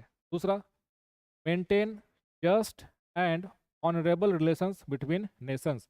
यानी कि दो देशों के बीच में हमेशा जो है सो एक ऑनरेबल, यानी कि उसके प्रति है सो रिस्पेक्ट के भावना से चीज़ों को लेकर के आगे बढ़ना है। तीसरा क्या कहता है? Foster respect for international law and treaty obligations in the dealings of organised peoples with one another. ये क्या कहता है? ये कहता है कि भारत जो है, जो भी इंटरनेशनल लॉज, यानी कि जो भी ऐसे अंतर्राष्ट्रीय कानून जो बनाए गए हैं, जैसे कि यूनाइटेड नेशंस के द्वारा बनाया जाता है, या फिर ऐसे कई सारे मल्टीलेटरल ऑर्गेनाइजेशंस होते हैं जैसे कि WTO है ना, तो ऐसे करके जो भी बॉडीज, जो भी इंटरनेशनल लॉज जो भी बनाए जाते हैं, उसका भारत है सो सम्मान करेगा। ये कहाँ पर लिखा गया है? तो आर्टिकल 51 के क्लॉज C में लिखा गया है। और आखिरी में क्या है? Encourage settlement of international disputes by arbitration. ये क्या कहता है? कि अगर कोई भी अंतर्राष्ट्रीय, अगर कोई भी ऐसा डिस्प्यूट हो रहा है, विवाद हो रहा है, तो उसको आर्बिट्रेशन, यानी कि समझौते के माध्यम से उसका जो है सो, यानी कि मध्यस्थता के माध्यम से। आर्बिट्रेशन का मतलब होता है ना, मध्यस्थता। ये नहीं कि जाकर के है सो लड़ाई कर दिए, वॉर कर दिए, ऐसा नहीं। तो कहने का मतलब है कि जो आर्टिकल 51 है, ये हमारे देश का जो इंटरनेशनल रिलेशंस कैसा होने वाला है, अंतर्राष्ट्रीय संबंध कैसा होने वाला है, उसको डिफाइन करता है। और ये एक लिबरल इंटेलेक्चुअल प्रिंसिपल है। फिर आपके मन में ख्याल आता होगा कि सर, अभी तो जैसे हाल फिलहाल में देखा गया कि भारत में है सो जैसे पहलगाम अटैक हो गया तो हमने ऑपरेशन सिंदूर कर दिया, या फिर उसके पहले जो है उड़ी अटैक होता है तो हम लोग सर्जिकल स्ट्राइक कर देते हैं। तो फिर ये पीसफुल तरीके से हम लोग उसको क्यों नहीं, है ना, समझाते हैं? देखो, एक होता है विवाद, जैसे कि सपोज कि दो देशों के बीच में कोई नदी है सो बह रहा होगा, और नदी जो है सो, है ना, किसी एक ने पानी रोकना शुरू कर दिया, और या फिर पानी उसमें डैम बनाना शुरू कर दिया, तो दूसरे देश में पानी, है ना, कम जाना शुरू हो जाएगा। तो ये एक काइंड ऑफ डिस्प्यूट होता है। दूसरा डिस्प्यूट हो सकता है कि सपोज कि कोई दो ऐसा नेबरिंग कंट्री है, उसके बीच में है सो बॉर्डर को लेकर के डिस्प्यूट हो जाए। एक कहे कि नहीं 10 किलोमीटर उधर मेरा बॉर्डर है, दूसरा कहेगा नहीं 10 किलोमीटर उधर मेरा बॉर्डर है। तीसरा हो सकता है कि सपोज कि जो ओशन होते हैं, जो इकोनॉमिक एक्सक्लूसिव इकोनॉमिक जोन्स होते हैं, वहाँ पर एक कंट्री कहे कि नहीं मछली यहाँ पे हम पकड़ेंगे, दूसरा कहेगा कि नहीं ये तो मेरा क्षेत्र है, मछली यहाँ पे हम पकड़ेंगे। तो जो इस तरीके का जो डिस्प्यूट होता है, इसमें आपको युद्ध नहीं करना है, इसमें आपको पीसफुल तरीके से आप चीज़ों को निपटाइए। लेकिन एक होता है कंडीशन, जिसमें किसी भी देश का संप्रभुता है सो खतरे में आ जाता है। यानी कि अगर आप किसी देश में टेररिस्ट अटैक कर देते हैं, किसी देश के ऊपर में आप बम बरसा देते हैं, तो यह उस देश के साथ में एक उसके सॉवरिटी के ऊपर में खतरा होता है। और हर एक कंट्री, जो भी देश है, including the country India, we have all the sovereign rights to defend our country. अगर आपके सॉवरेनिटी, संप्रभुता पे हमला होगा, तो आप उसको रिटेलिएट कर सकते हैं, आप उसका जवाब दे सकते हैं। तो अगर कल को कोई आपसे पूछे कि आपके संविधान में तो ऐसा लिखा गया है, फिर आप वॉर क्यों करते हैं? वॉर इसलिए करते हैं क्योंकि हमारे संप्रभुता के ऊपर में हमला होता है, हमारे सॉवरेनिटी के ऊपर में हमला होता है। लेकिन जो अंतर्राष्ट्रीय डिस्प्यूट्स हैं, जिसका एग्जाम्पल मैंने आपको बताया, उसको लेकर के हम लोग कभी भी वॉर ये सब नहीं करते। ठीक है, तो इसके साथ जो हमने आपको टोटल आर्टिकल्स है डिस्कस करा दिया है। तो जो सोशलिस्ट प्रिंसिपल्स हैं वो हमने पीछे क्लॉज बाय क्लॉज है सो डिस्कस करा ही दिया है, और वो सारे लिस्ट यहाँ पर भी मेंशन किए गए ताकि आपको एक बार में रिकॉल हो जाए। ठीक है, तो आर्टिकल सारे के सारे आर्टिकल्स मेंशन कर दिए गए। 38 है, 39 है, 39A है, 41 है, 42 है, 43 है, 43A है, 47 है। सेम ऐसा ही जो गांधीयन प्रिंसिपल्स हैं 40, 43, 43B, 46, 47, 48, ये हमने एक जगह कंपाइल कर दिया है। और आखिरी में लिबरल इंटेलेक्चुअल प्रिंसिपल्स 44, 45, 48, 48A, 49, 50, 51, ये सारे आर्टिकल्स को यहाँ पे हमने लिख दिया है। तो आई होप आपको ये जो टॉपिक है इससे काफ़ी सारी चीज़ें आपको सीखने को मिली होंगी, और उम्मीद करते हैं कि एक बार जाकर के जो DPSP का जो PYQs है उसको प्रैक्टिस कर लीजिएगा, आपको जो है सो रिवीजन हो जाएगा, और एग्जाम में अगर इस टॉपिक से सवाल आएगा आप उसको आराम से कर ले जाएंगे। ठीक है, तो इसी के साथ आज के क्लास को हम लोग यहीं पे समाप्त करेंगे। और जो हमारा नेक्स्ट टॉपिक होने वाला है, जो कि कल हम लोग डिस्कस करेंगे, प्रेसिडेंट, ठीक है, वाइस प्रेसिडेंट, ठीक है, काउंसिल ऑफ मिनिस्टर्स और प्राइम मिनिस्टर। यानी कि पीटी में आपसे यहाँ से क्या सा सवाल पूछा जा सकता है उसको हम लोग डिस्कस करेंगे। अगर मेंस में पढ़ते तो काफ़ी बड़ा टॉपिक हो जाता है, बट पीटी में इसमें से जो सबसे इंपॉर्टेंट प्रोविजंस हैं, जो पार्ट जहाँ से सवाल आपसे पूछा जा सकता है, तो कल के इस क्लास में ना इस टॉपिक को डिस्कस करवा देंगे। भारत का राष्ट्रपति, उपराष्ट्रपति, मंत्रिपरिषद और प्रधानमंत्री। ठीक है, समझ में गया? तो इसी के साथ इस क्लास को आज हम लोग समाप्त करते हैं। टाइम भी हमें लगता हो गया होगा, यस टाइम भी हो चुका है। तो कल हम लोग मिलेंगे ठीक 1 बजे 1 PM पे, और फिर इस टॉपिक के साथ हम लोग जुड़ेंगे कल के क्लास में। ठीक है, चलिए, हैव ए गुड डे, ख्याल रखिए अपना, पढ़ाई करते रहिए।